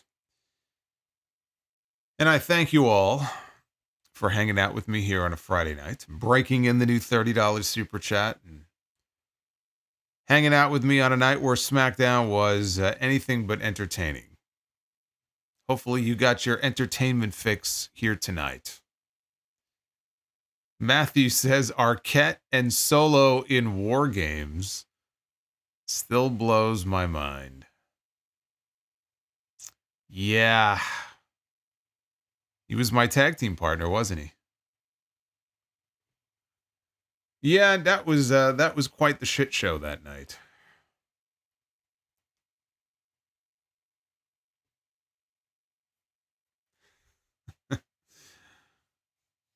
Anyway, hopefully you guys, if you're not tuned in to Saturday night's main event, and frankly, you don't have to be, because the House of Glory show starts at 6 p.m. Eastern.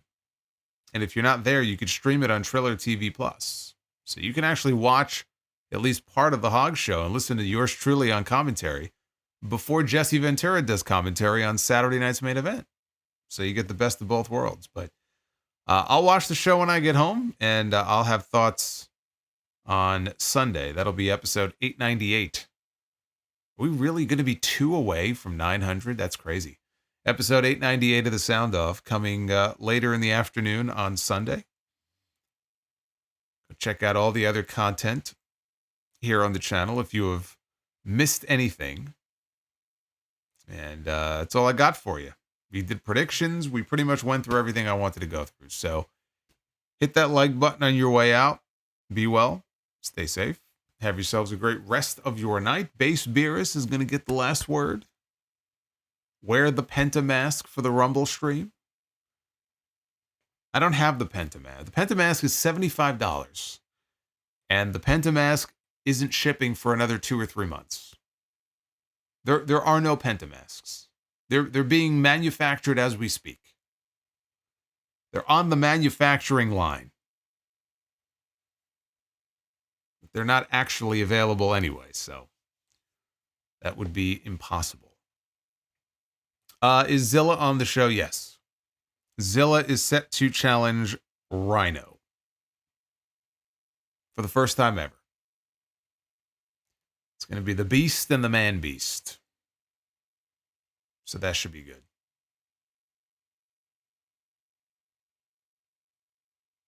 $900. You beat the Simpsons. The Simpsons have not had more. The Simpsons have had more than 900 episodes, right? But you know what? Maybe not. Maybe not. Wow. It's still kind of surprising though if they haven't hit 900. Dark Effect says I ordered the Penta shirts. Delivery says shipping in or on February 21st. Yeah, all that new Penta merch. It's not shipping out for a while, but apparently he's selling very, very well, which will bode very well for him as far as his push on TV. Penta mask in a Cancun gift shop for $20 if you happen to be on vacation. Yeah, I mean, I got a mask I got a mask from there. I am the learning tree. Thanks, guys. I got a mask from there. When I went to Cancun many years ago, they had all kinds of Lucha Libre stuff in this shop that I went into, and I got a mask there. It's almost like a Rey Mysterio type mask. It's made of some kind of foam. But, yeah, I got that for like $10. Adam Casper. What is your predictions for the football games on Sunday? I'm predicting Buffalo and Philly. Well, the Chiefs, I think the Chiefs are going to the Super Bowl. I think they're going to three-peat. They're going to become the first team ever to three-peat in the Super Bowl. That's what I think. That's all the prediction you need. See, I guess, are they the heels this year? People don't want to see a three-peat? It would be history, though.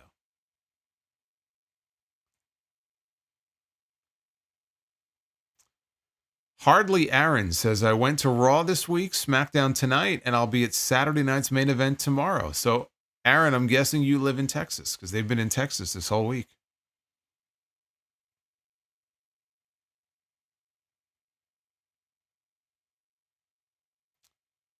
Wrestling Unleashed says, I got the Commanders winning against the Chiefs. Washington is the underdog. Well, people like a good underdog story, so that is true. It's like wrestling.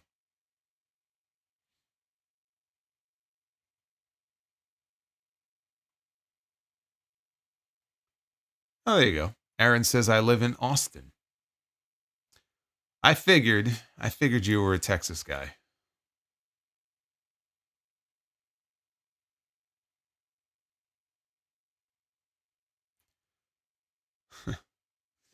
Anyway, I was wondering how long before we got our first Taylor Swift mention in the chat.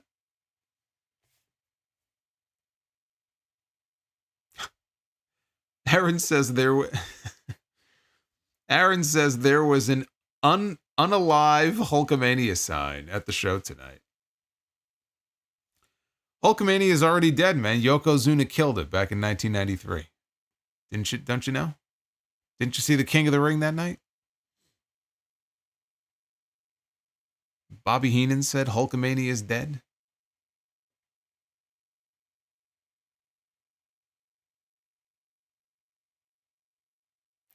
Hey, Abyss, enjoy Raw. He's going to be at Raw sitting second row on Monday.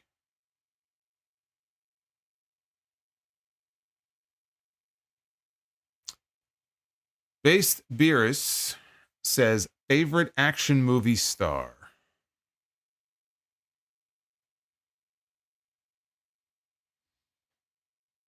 Either Schwarzenegger or Kurt Russell.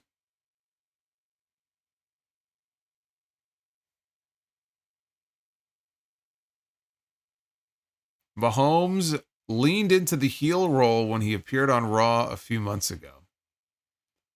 That was more than a few months ago. And who was it that he was... there was somebody he was helping, right? Who was it? Which heel was he? Because he gave his... Oh, Logan Paul.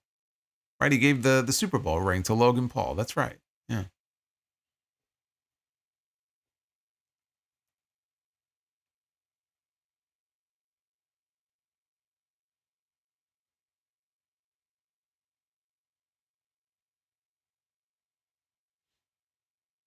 Never got the appeal of Steven Seagal. Steven Seagal seems like the kind of person who enjoys the smell of his own farts. No one thinks more highly of Steven Seagal than Steven Seagal.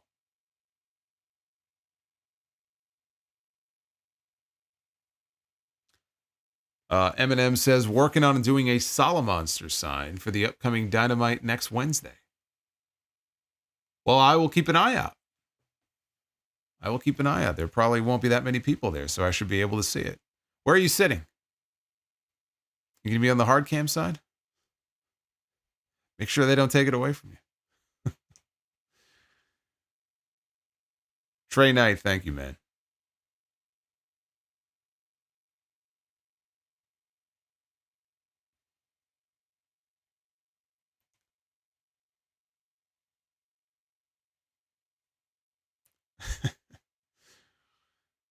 Have I watched The Raid Redemption and The Raid 2? No. No, neither one, actually. I did finish Squid Game Season 2, which I don't want to give anything away, but I was not expecting it to end that way. Because I didn't realize I thought it was over. I was like, so imagine my surprise when I got to the end. I'm like, motherfucker. But I think I've gotten a lot of recommendations for this show, Severance. I think I'm going to start that next. It's an Apple TV Plus show. It's got great reviews. So I'm about to start Severance, and then I'll look and see what I'll move on to next.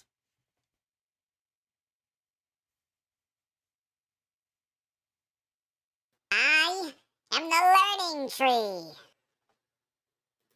Thanks, guys. Adam Casper. Does Deonna Purrazzo get buried on Collision or on Dynamite? My guess is she'll win tomorrow and get the match and then lose on Dynamite. We'll see. But they've announced the 4-way with her, Queen Aminata, Yuka Sakazaki, and Serena Deeb for Collision tomorrow night. The winner gets Mercedes Moné and the TBS title on Dynamite this Wednesday. So basically, a 4-way to decide who loses to Mercedes on Wednesday.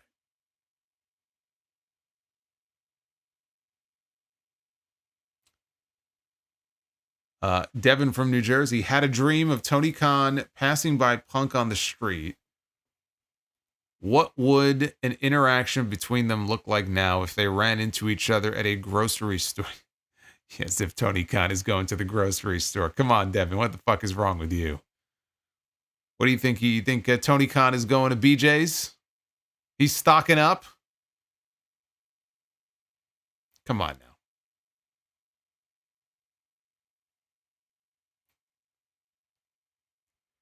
Yeah, Daddy Ugarte, make sure you check out season 1 of True Detective. It's really the only season you need to watch.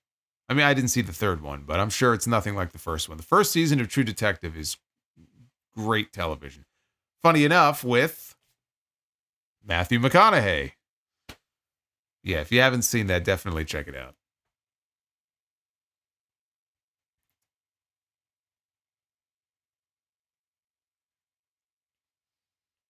Why are people dreaming of that anyway? That's a good question. I don't know why people are dreaming of that, because they're sick. That's why. And we have JD with us. JD is with us. You mean to tell me that your SmackDown review is over? That you didn't want to spend any more time talking about this Sterling program that we got tonight? I have 4 more of the Hulk's beers. Should I bring them to Hog tomorrow? Yeah. Bring them with you. Bring them with you. It'll make commentary more interesting if I have a couple of real American beers in me. So why not? I have a feeling I'm going to need them. There's always a lot of chaos going on at these shows. Things are changing. I'm trying to change my notes at the last second. I'm being pulled in this direction and that direction. It's always a lot of fun, but it's a lot of stress. So any alcohol will help.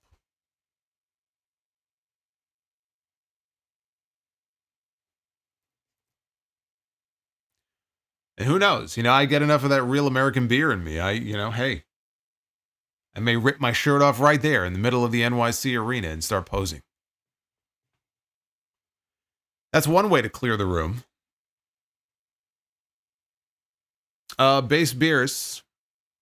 RVD losing his titles in 2006 was crushing as a fan. Yeah, I mean, and again, it's just it's a stupid mistake that he made, but he's got nobody to blame for it but himself. It's a bad look when you have your main champion who has 2 titles who gets pulled over, and there's various paraphernalia, and because he wasn't by himself, he was with Sabu, but That made headlines all over the country. So he fucked up.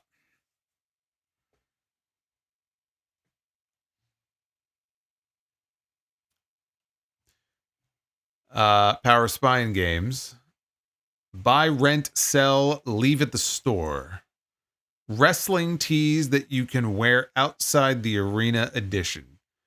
Austin 316, NWO, CM Punk Best in the World, and Bullet Club. Austin 316 will always stand the test of time. I still have the original Austin 316 that I wore when I was still in high school. And I've never worn a wrestling shirt that got the kind of reaction that shirt got. I'm buying that all day long. I am the learning tree. Thanks, guys. So I'm buying that one for sure. NWO. And then I would say Bullet Club and then Punk.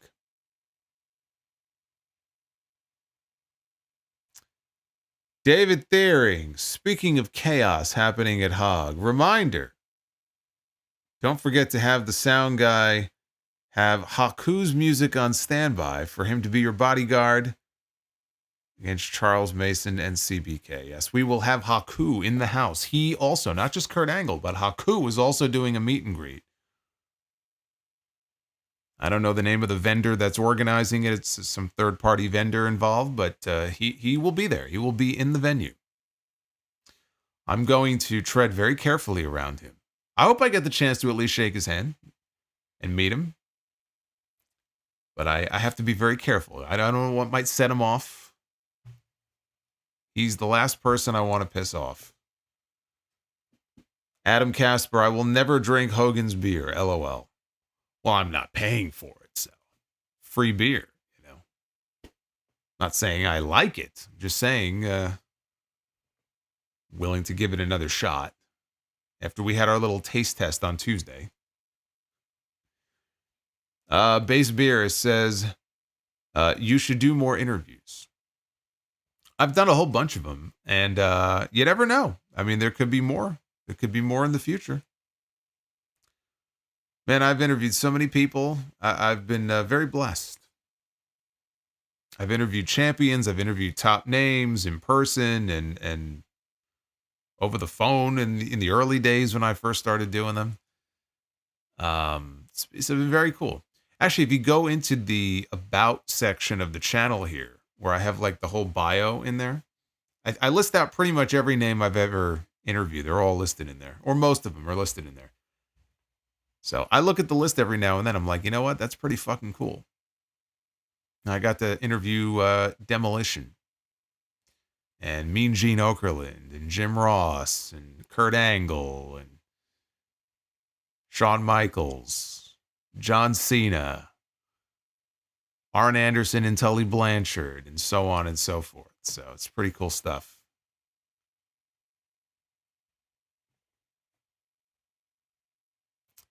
Have I interviewed the Learning Tree? I feel like I interview the Learning Tree every week, every time he pops up on my fucking screen. I have nothing to ask the Learning Tree.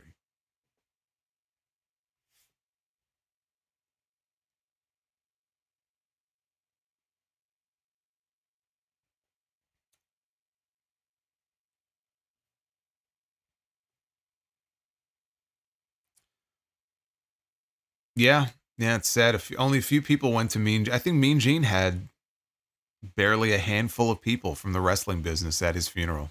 You hear stories like that with some wrestlers that have passed away, where 2 people, 3 people from the wrestling industry actually show up. I think that happened with Sherry, Sensational Sherry, when she passed away. And I think Sherry had maybe 3 or 4 people, Booker T and Charmel being 2 of them. And I think, as I recall, I think Booker may have actually paid for her headstone.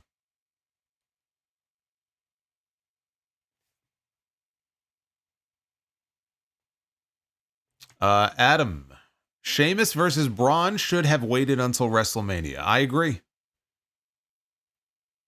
I agree, but here we are. It's happening tomorrow.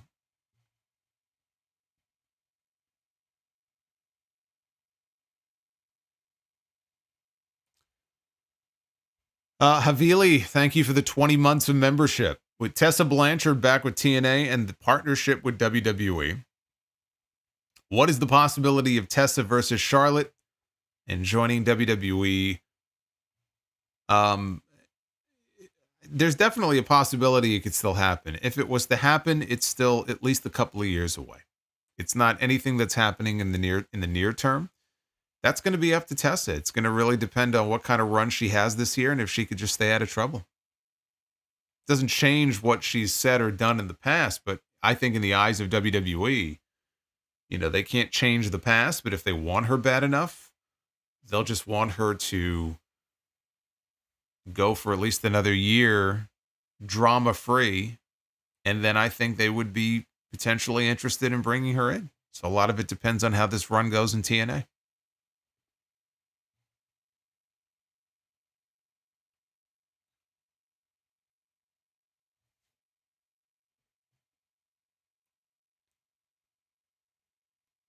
Have I played Street Fighter, Fatal Fury, or King? Street Fighter, yeah. Street Fighter 2 Turbo is one of my favorite all-time games. I used to be Blanca. I would always do that rolling move and then shock them.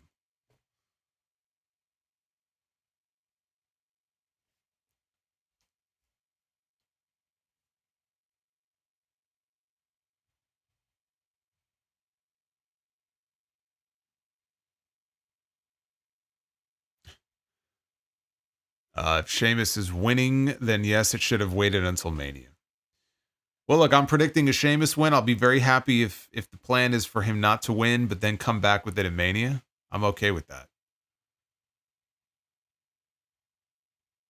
I just remember the first Clash at the Castle when he had that match with Gunther, and then he lost, but he had that huge standing ovation in Cardiff, and that wide shot, and just everybody, huge ovation for him. It's just, and I picture him getting something like that, but holding up the title. That's what I'd love to see.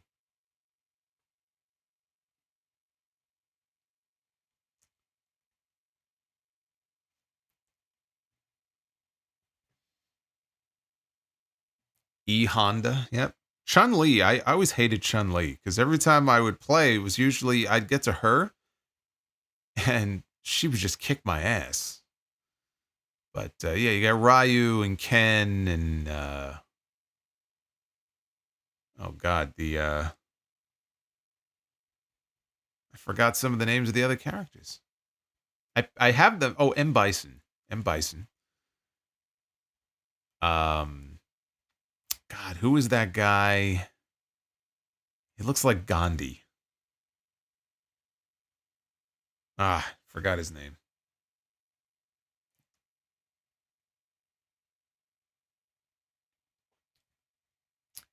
Yep, you had Zangief. Yeah, I was a big Street Fighter guy there for a while.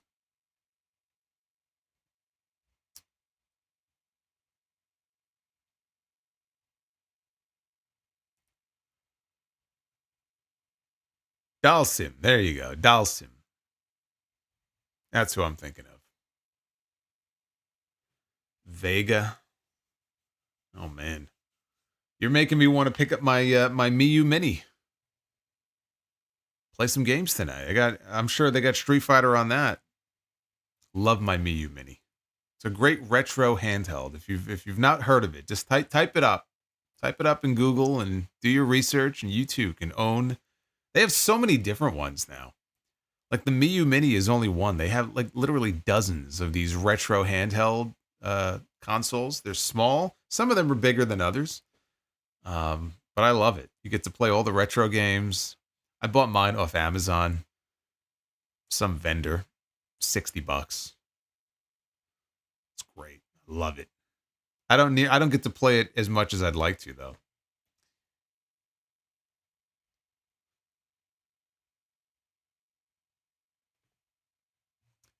Hey, Ryan Awesome is with us. Hey, Solo, your prediction of Rock winning the Rumble at number 31 actually happened in WWE 2K20 in my career mode. But Rock was president of the United States. Well, that might happen too one day.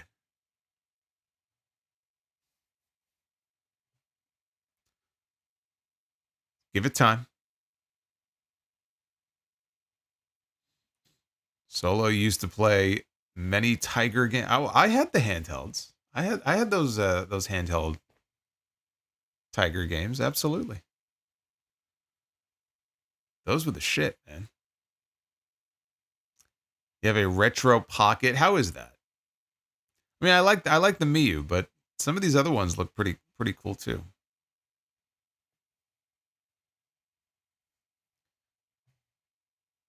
Oh, look at this guy. I have a modded Wii and a modded SNES Classic. See, I wish I knew how to do all that. It was hard enough for me to get all these games on the Miu. It's like, you got to follow the instructions. You got to, the memory card it comes with. I heard that on day one. Like, don't even use it. It's junk. Just throw it away. Buy your own card. Look it up. Learn how to load games onto it. Here's how you do this. Don't do that. It's like I got a whole education in it.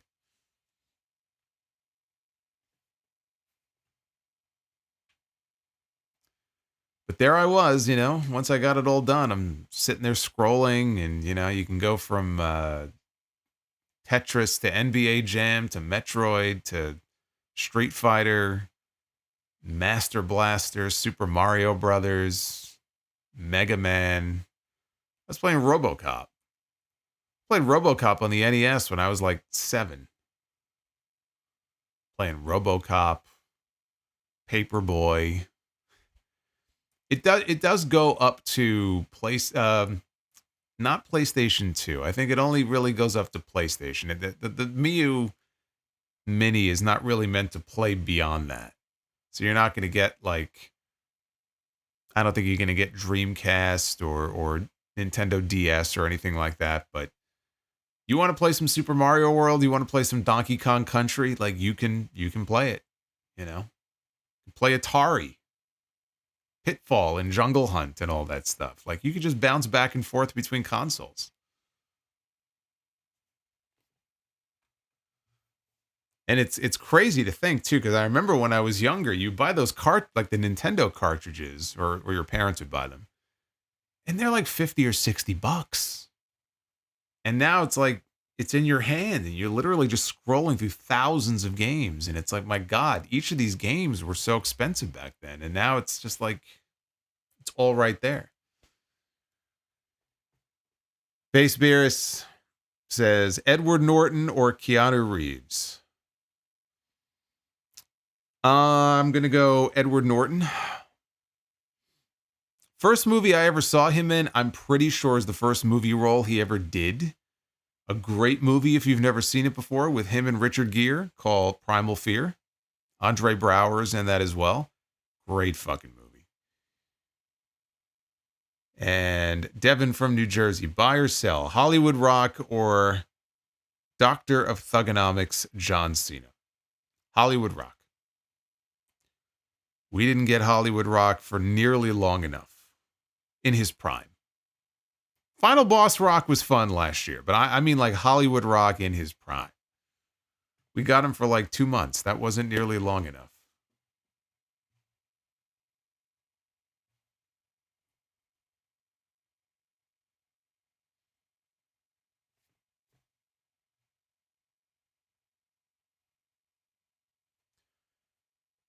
They have a RoboCop game on PS5. I didn't know that.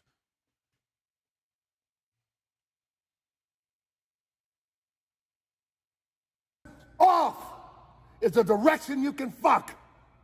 There he is. Leopoldo with the 22. What the hell? I fell asleep watching SmackDown and literally just woke up.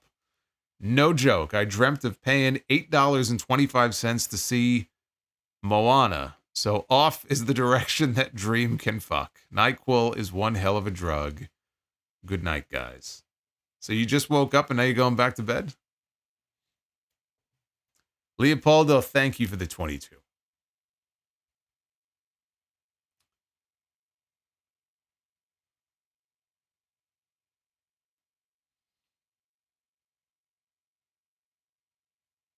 How about that? I didn't even know that they had a RoboCop game for the PS5.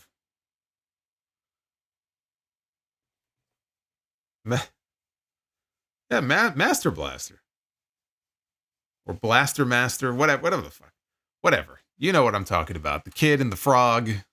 You know what game I'm talking about. Is it Blaster Master? I always call it Master Blaster. I always thought that was the name of it. I could be wrong, though.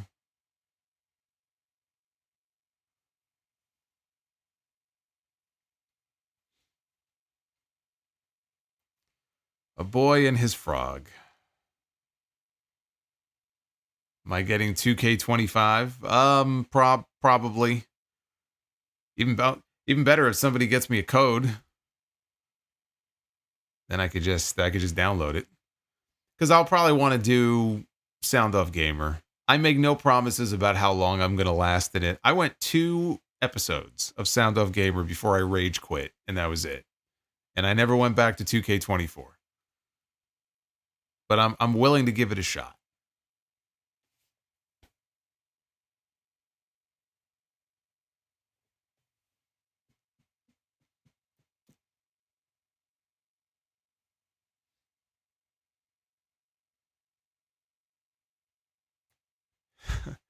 The kids and the frog had nothing to do with it. What are you talking about? Had nothing to do with the game. It's literally in the opening intro video to the game. Maybe you're thinking of a different game.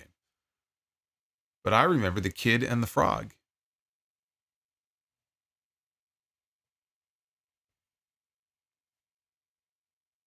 Will AEW come out with a better game? No. They had their chance. Adam Casper says WWE definitely in cruise control now, LOL, but better than what AEW is doing. Well, that may be true, but when you have to sit through 3 hours of a show in cruise control, that's not good. That's boring. And you need to put a little more effort into things. You can't just coast.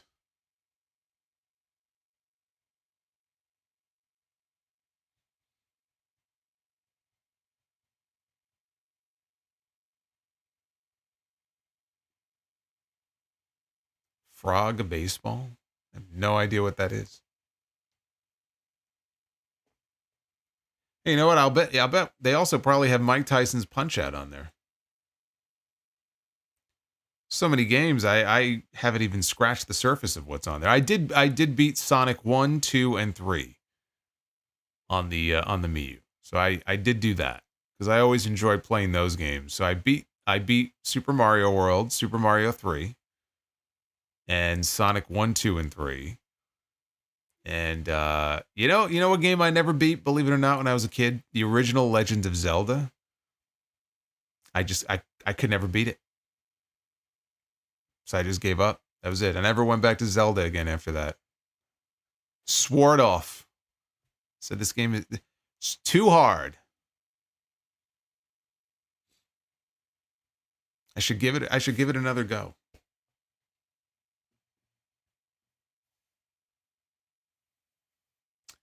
Oh, Frog Baseball is the first episode of Beavis and Butthead. I forgot that, yeah.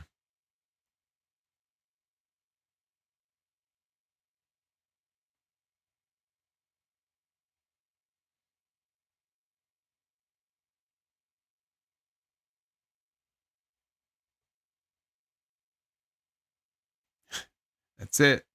Quit Zelda cold turkey. Had no time for it. I moved on. I bought Splatterhouse and I never looked back. When I beat that, I went to Splatterhouse 2.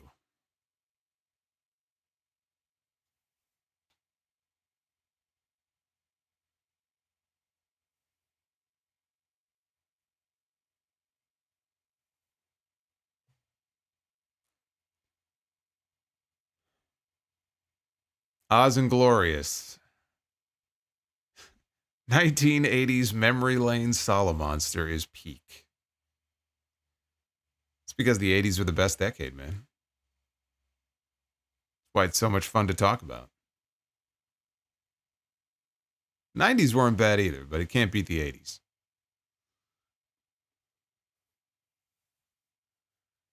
You used to have to call numbers to figure out how to beat shit back in the day. I never called any numbers. I just bought the magazines. So Nintendo Power Magazine or whatever the hell it was called. And yeah, I mean there were all kinds of magazines back then. They had all kinds of like codes and tips and stuff. Please avoid Mario Golf 64. Why is that? It's no good. Hey, you know what I'm wondering? I did see that there is a new Switch coming out in a few months. Is that going to include a new Mario Kart? Because I got the first Switch. And I know they got Mario Kart 8 Deluxe. And I didn't get to play it nearly enough. But I love Mario Kart. But I haven't heard anything about there being a new one. Or is it just going to be the same one? I would assume there would be a new one that they would make.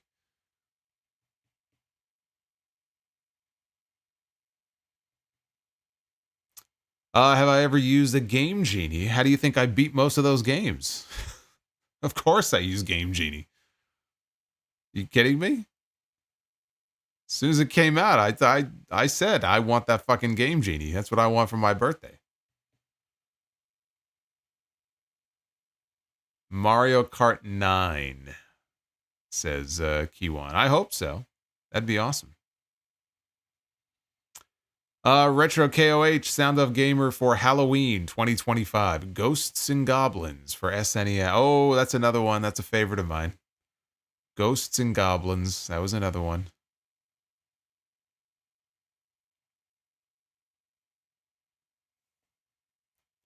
Now you're taking me back. Contra. Also love Contra.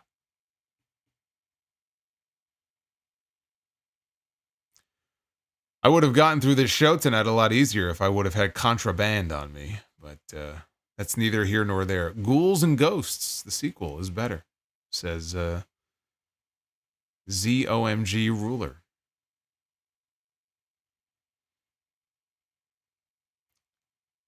Ghouls and Ghosts is SNES. Ghosts and Goblins is NES.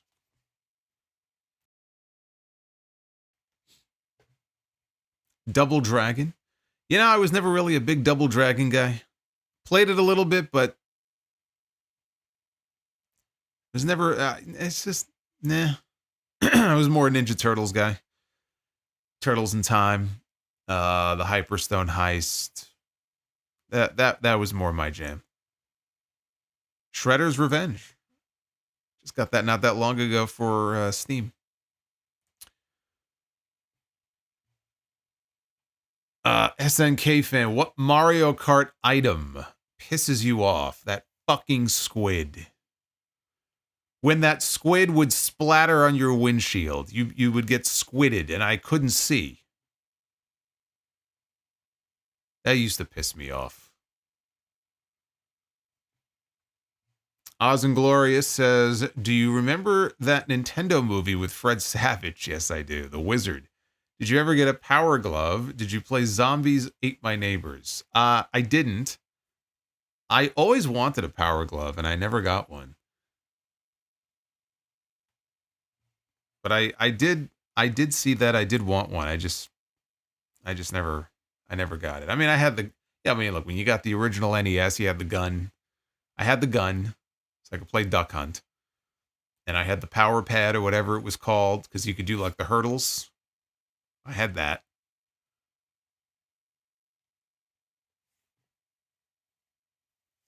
Darius says it's the banana for me. Yeah, the banana also pisses me off. It's the lightning bolt. F that item. No, man, it's the squid.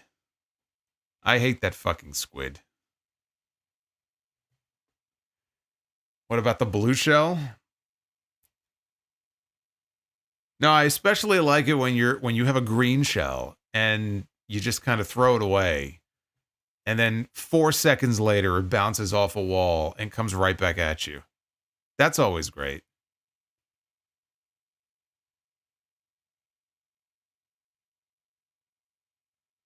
But yeah, the lightning bolt was also not fun. Somebody hits the lightning bolt, you turn into like a tiny car and they squish you.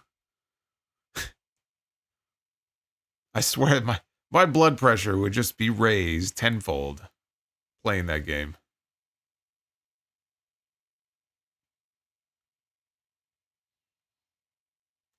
Can you imagine driving home from work was like Mario Kart?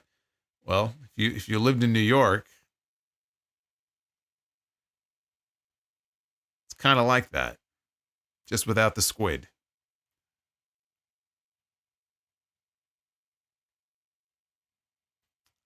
Ever thought of doing gaming streams? Not streams. I mean, the Sound of Gamer stuff is uploads, and a lot of it is just time, honestly. You know, it's time. It's what I'm able to play on this machine here. I don't have any of the major consoles right now.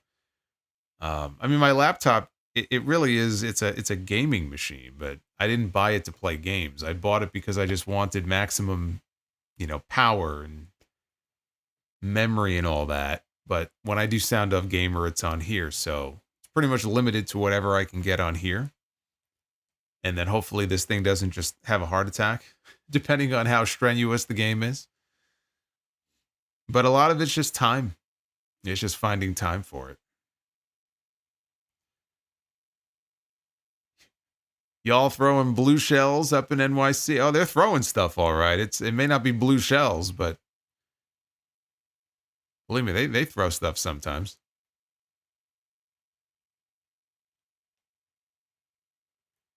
Leopoldo says, I'm in a haze. They must have put more alcohol in my NyQuil. Paperboy was the shit. I remember using my hands instead of my feet on that old NES running pad. It was weird because I had friends who also, they had Super Mario and they had Duck Hunt, but they didn't get the pad. Because it was like 3 games in one, right? The last one was the hurdles and stuff, but not everybody got the power pad.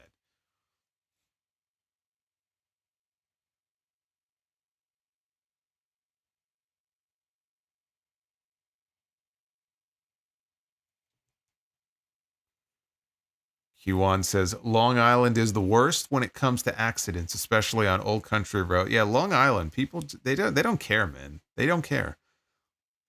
I've been on like the Southern State Parkway before. And I mean, these people are insane. You'll have a couple of cars that come and they have to be going 90 or 100. And they're going to kill somebody. They don't give a shit. And there will be accidents and there are people who get killed. And it's like, because these people are morons. It happens a lot, unfortunately.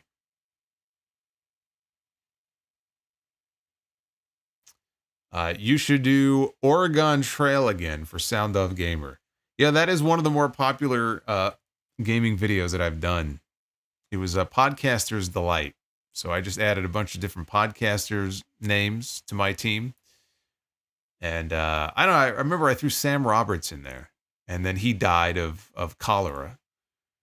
Actually, JD. I threw JD's name in there. I think he had a broken arm, as I recall. I think he got a broken arm, and then I could be messing up the details, but if I recall, I think he got a broken arm, and then I just was bound and determined to finish the journey, and I just wouldn't stop the wagon, and we kept going, and then eventually he died. And I was like, well, hey, one can't grieve forever. You just got to keep going. And then I think eventually I got typhoid, I think, and that was the end of that. So, but people seem to enjoy it, though. I remember that. They seem to get a kick out of it.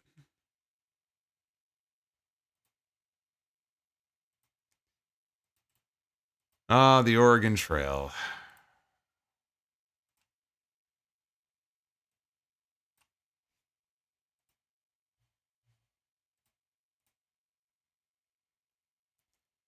Hey, Adam, thank you for the 5, man. I think a fatal 4-way for the women's tag team title should have happened. Maybe Tiffany and Rhea could have won. Tiffany and Rhea do not have to have anything to do with the women's tag team titles. It is a complete waste of their star power and a complete waste of their time.